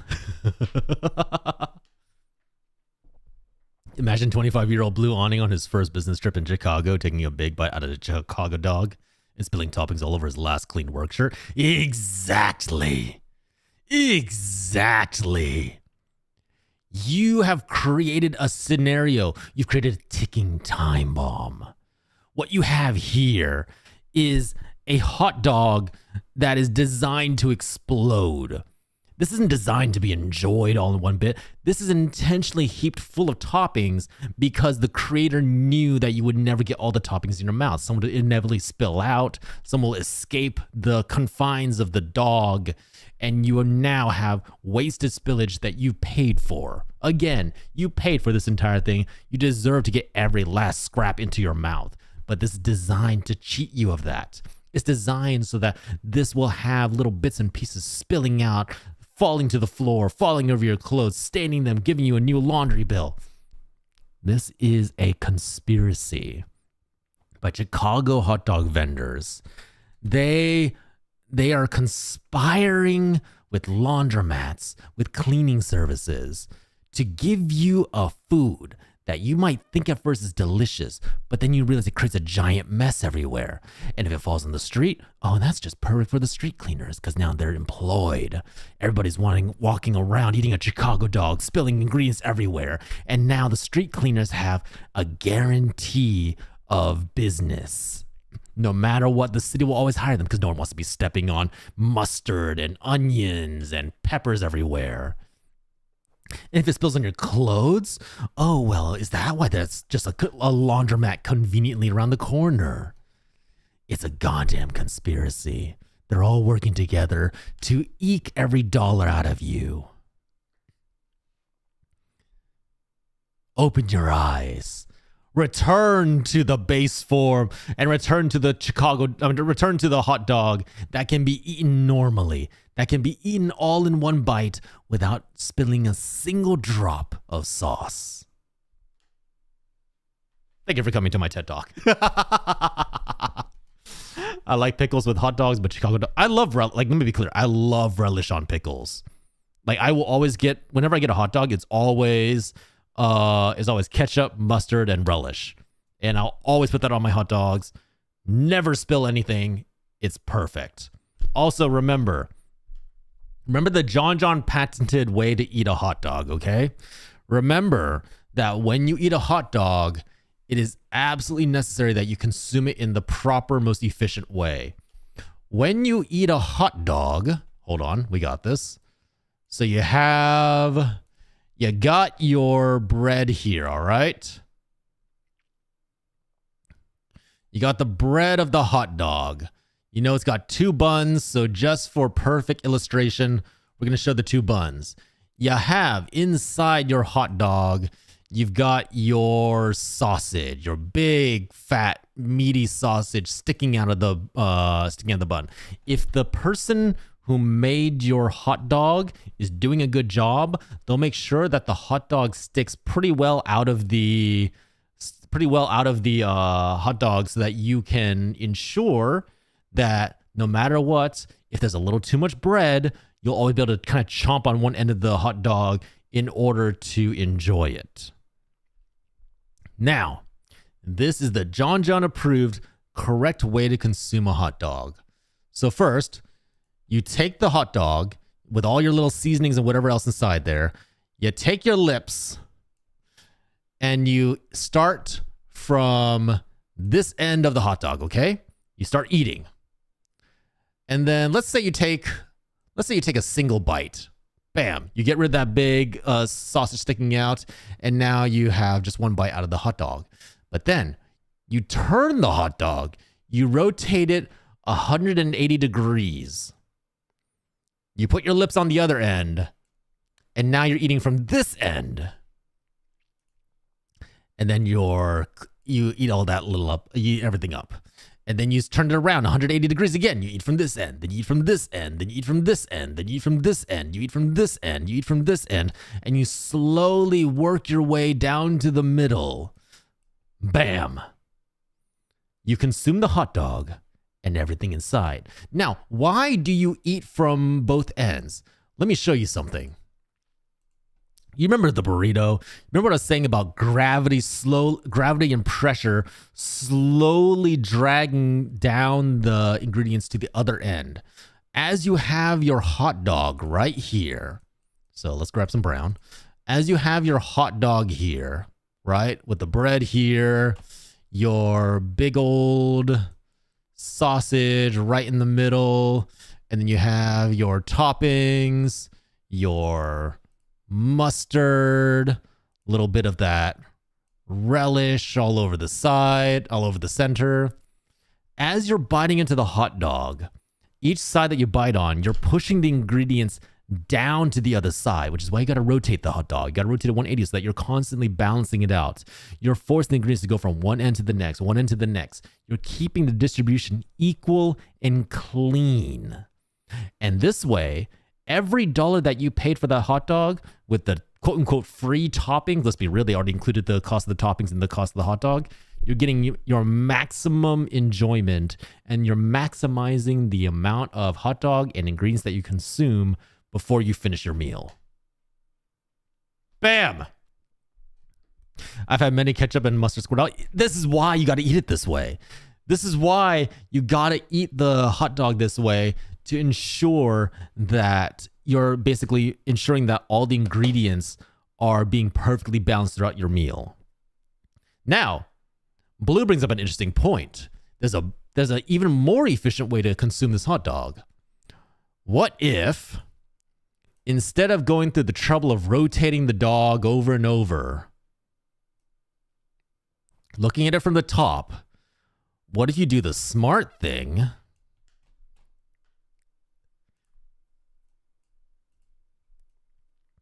Whoops, hold on. You do the smart thing is you have your hot dog from the very top. You got all your little ingredients on the middle, your ketchup, your relish, and your mustard. Now I present to you, what if you just bite down the middle? From the very, very top, just bite down. Don't bite down all the way through.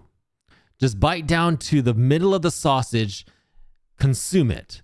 You now get a distribution of ingredients and hot dog, but the ingredients aren't being pushed out to the side. They're being pushed deeper into the hot dog because of the way that the pressure is being applied. The pressure is being applied towards the bottom of the hot dog, like this, by the bread being pushed together by your lips closing over the top.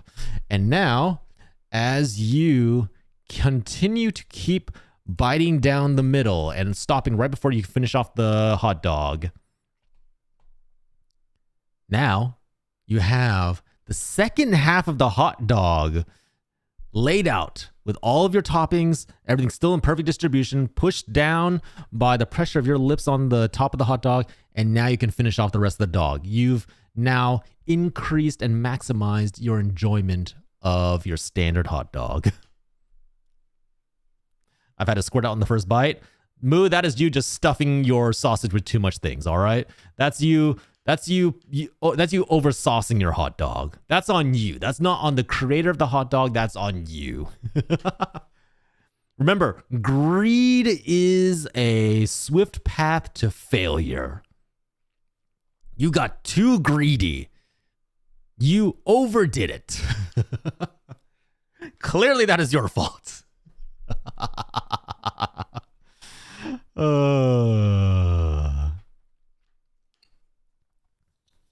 Deeper into the dog in your nostrils. You'll survive.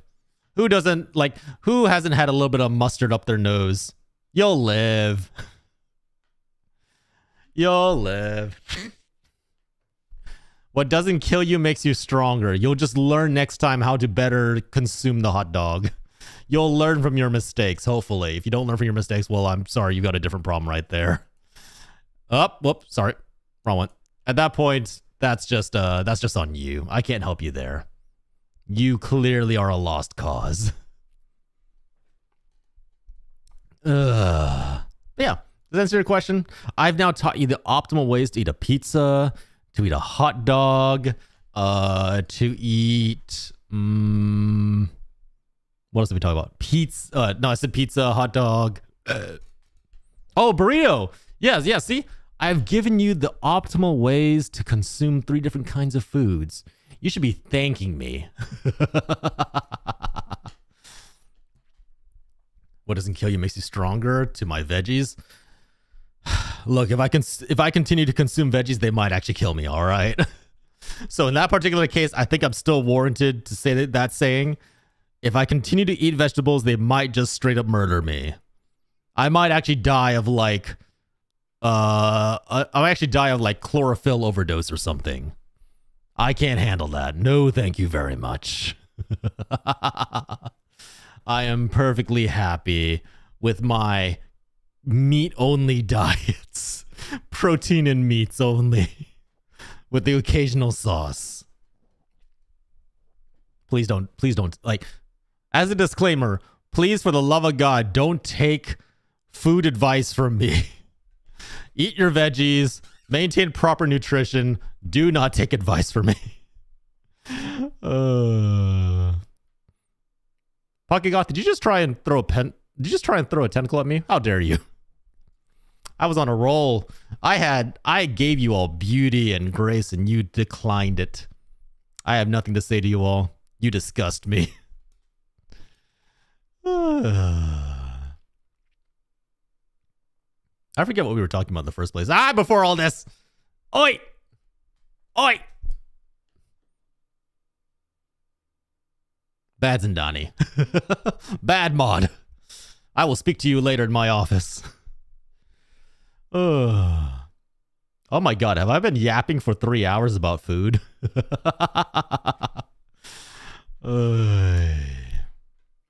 Great question. What were we talking about before this? Like, before I went on this little rant, what were you on about?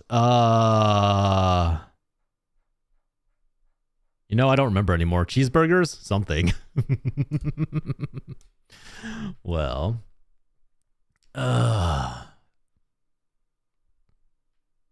So yeah, now you all can go out, spread the word of John John. Now you all can learn the best ways to consume your food. Hey Takumi, how are you? Hope you're doing well. Hold on. Yeah.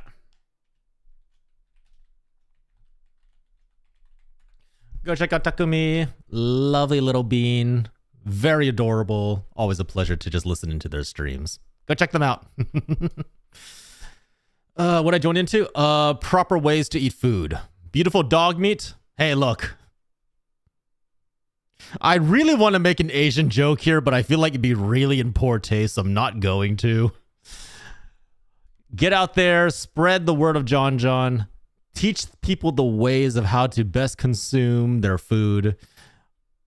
Increasing the level of efficiency and maximizing cost-benefit ratios when consuming food, you too can be, I don't even know, somebody who knows how to appreciate food. Remember the proper hand technique for pizzas. Hot dog water is good too. You know what? I take it back. Don't go check out Takumi.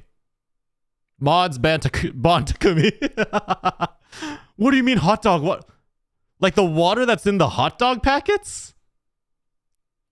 Are you drinking that? Oh god. That's so salty.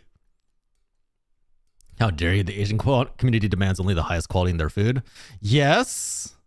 But as an Asian, I have definitely been offered dog meat before, and I wasn't really sure how to react because I have a dog, and it felt really, really weird. And I love that dog. And I was offered a dog leg, and they were like, "Yeah, try this." I was like, I really don't want to.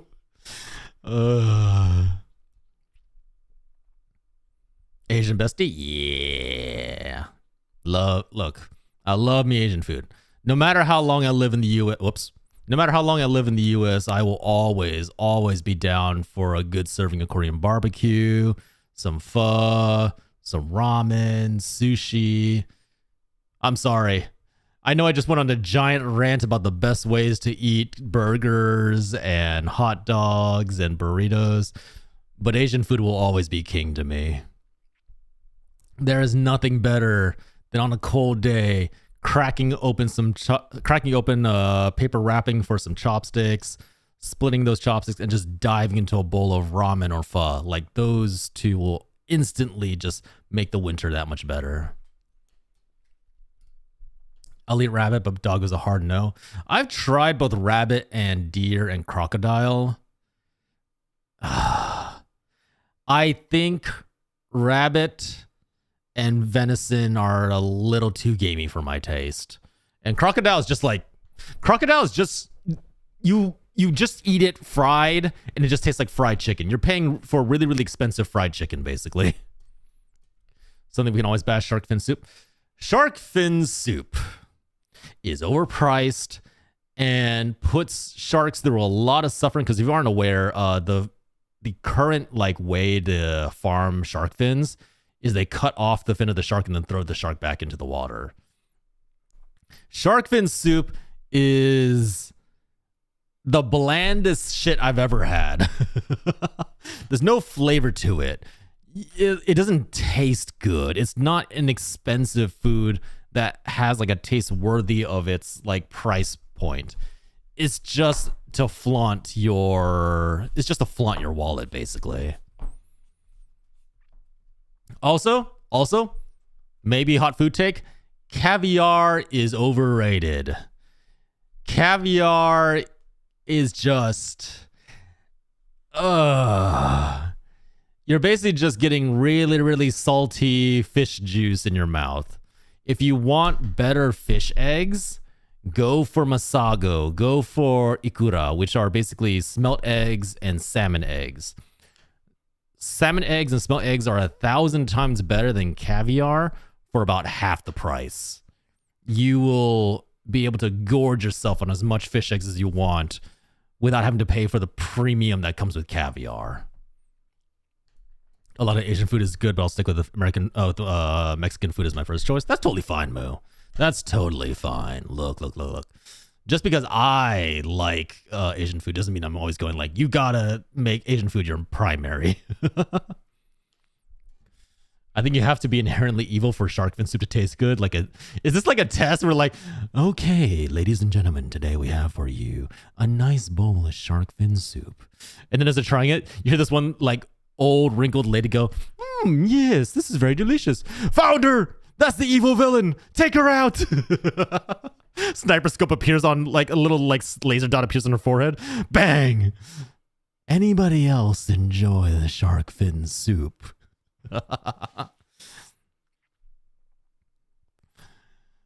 Fish eggs delicious. I want to try adding it to eggs royale. Ooh, that'd be interesting. I think it'd be really nice. The problem with fish eggs is you never cook it with the food that you're trying to cook.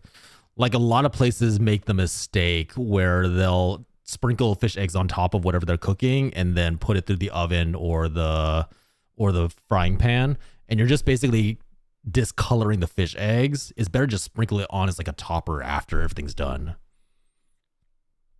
I've had fried snake before. It's fried chicken with a crap ton of tiny bones. Yeah. No, I've had snake meat before. It was I think I got it grilled. It was kind of like eating eel, but there's a lot of bones that just cannot. Eel bones, if you cook it right, the bones are so soft and tiny that you can just eat them with no problems. They don't stick in your mouth. But I swear snake bones are designed to be as uncomfortable as possible to eat. That's the evolution path they went down. They got like venom, and they also got like, if you try and eat them, there's just bones everywhere. No, but I like the civet poo coffee. Okay, to be fair, I also don't like coffee, period. But I tried it. It just tasted like regular coffee. Am I crazy? Civet poop coffee did not taste any different from any other coffee I've ever had. I was like, I feel you can get this with just a regular blended coffee. Roast should always be added afterwards. Yes, 100%. Fish roast should always be added afterwards. So many bones is hard to eat. Yeah, I guess if you want like an experience of how it is to eat snake, just go to like a place that does eel rice bowls really badly, like a unagi donbori. And if you find like a place that does them really badly, you'll understand what I mean. It's like you bite into the eel and then there's just bones everywhere. It's like pricking your gums. It's getting in between your teeth. Like if you swallow it, that you can feel like sticking your throat all the way down. That's what it's like to eat snake. Oh, you're saying civet coffee is bad. Okay, gotcha. All right, yeah. I'm just like, I saw the price point for civet coffee and I was just like, that feels a bit like I'm being robbed. If a restaurant's bad, never touching their fish. That is also fair. To be absolutely fair, yeah, if a restaurant's bad, you probably should not eat whatever fish they're preparing because if they didn't source it right, it might not have been flash frozen. If you're not aware, your fish, if you're serving it as like sushi or hell, if you just want to eat it, period, you probably should always flash freeze it in like an industrial freezer. Not like your home freezer, like an actual like deep freezer made for industrial use. What that does is it kills any of the parasites that are usually that you usually get from wild fish. And additionally, if you ever want to prepare like sushi at home, you should go to your local fish market and ask them for farmed fish because that is infinitely safer than wild like salmon or wild tuna.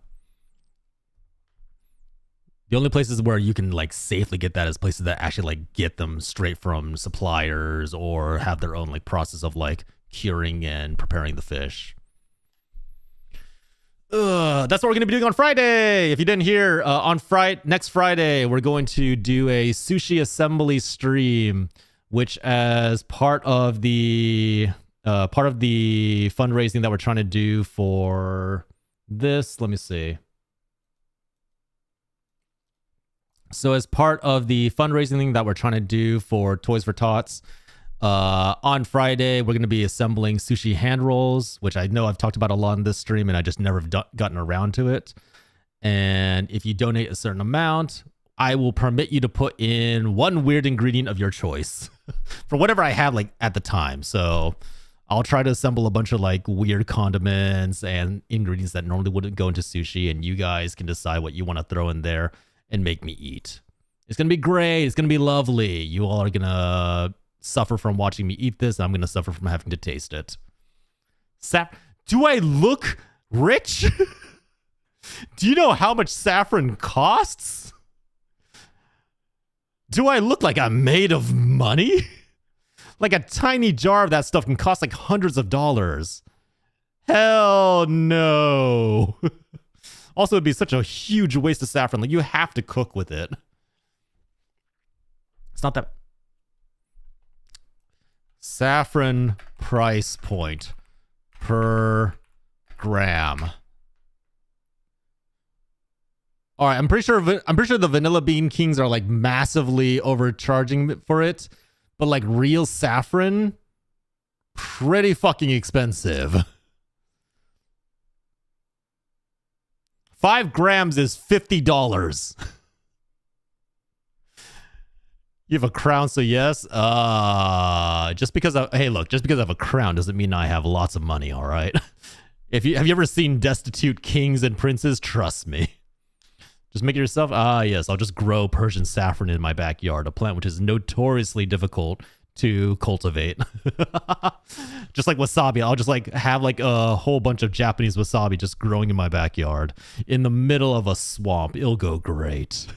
Totally.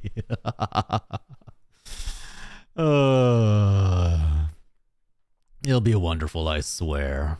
But yeah, so next Friday, prepare yourself. And I will also say that if you do end up donating before next Friday, I am planning on like keeping a list of people who donate so that they can also just come in and give whatever they want. So it's going to like carry over essentially. But yeah, once again, we are fundraising to support Toys for Tots, a nonprofit service that makes sure disadvantaged kids have something nice to look forward for Christmas. So you know what? It's all for a good cause. And you get tax benefits. But I think that's where we're going to wrap it up for today. Thank you, everyone, for coming to my extremely long TED Talk on how to eat your food. Believe me when I say, everyone, you need to go out there and you need to maximize your enjoyment. You're all missing out. You're all losing full dollars from your meals by letting them spill everywhere, by making a mess. You can make this all better by just being better at eating your food, all right? I believe in you all. I believe that you can go out there and be better.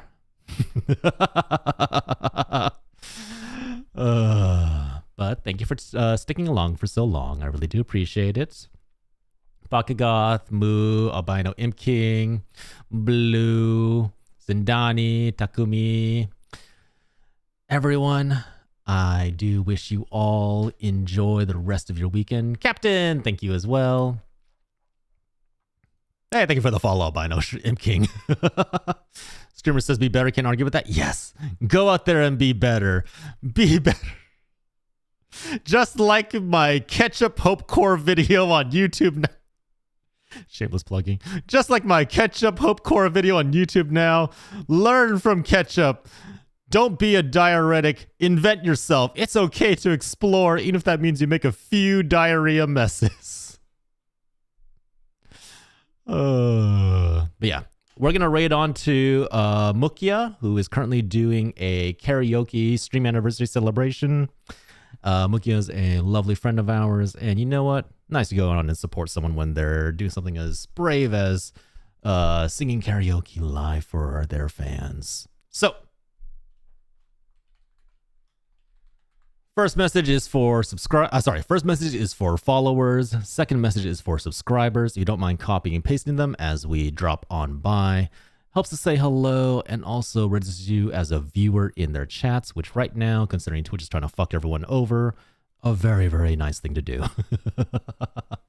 But everyone, enjoy your weekends. As a reminder, next week there will be no Wednesday stream because I'm going to be on a business trip. But I'll be there for Monday and I'll be there for Friday for the sushi stream. If you have ideas of weird ingredients that you want to put into the sushi rolls, start putting them into the Discord and I will try and collect a list and get as many opinions as I can that I can feasibly acquire. I can't guarantee that I can get saffron, saffron or high tier caviar. Best I can get is maybe some smelt eggs, but love you all. Take care. I will see you guys when I see you. All right. Bye-bye.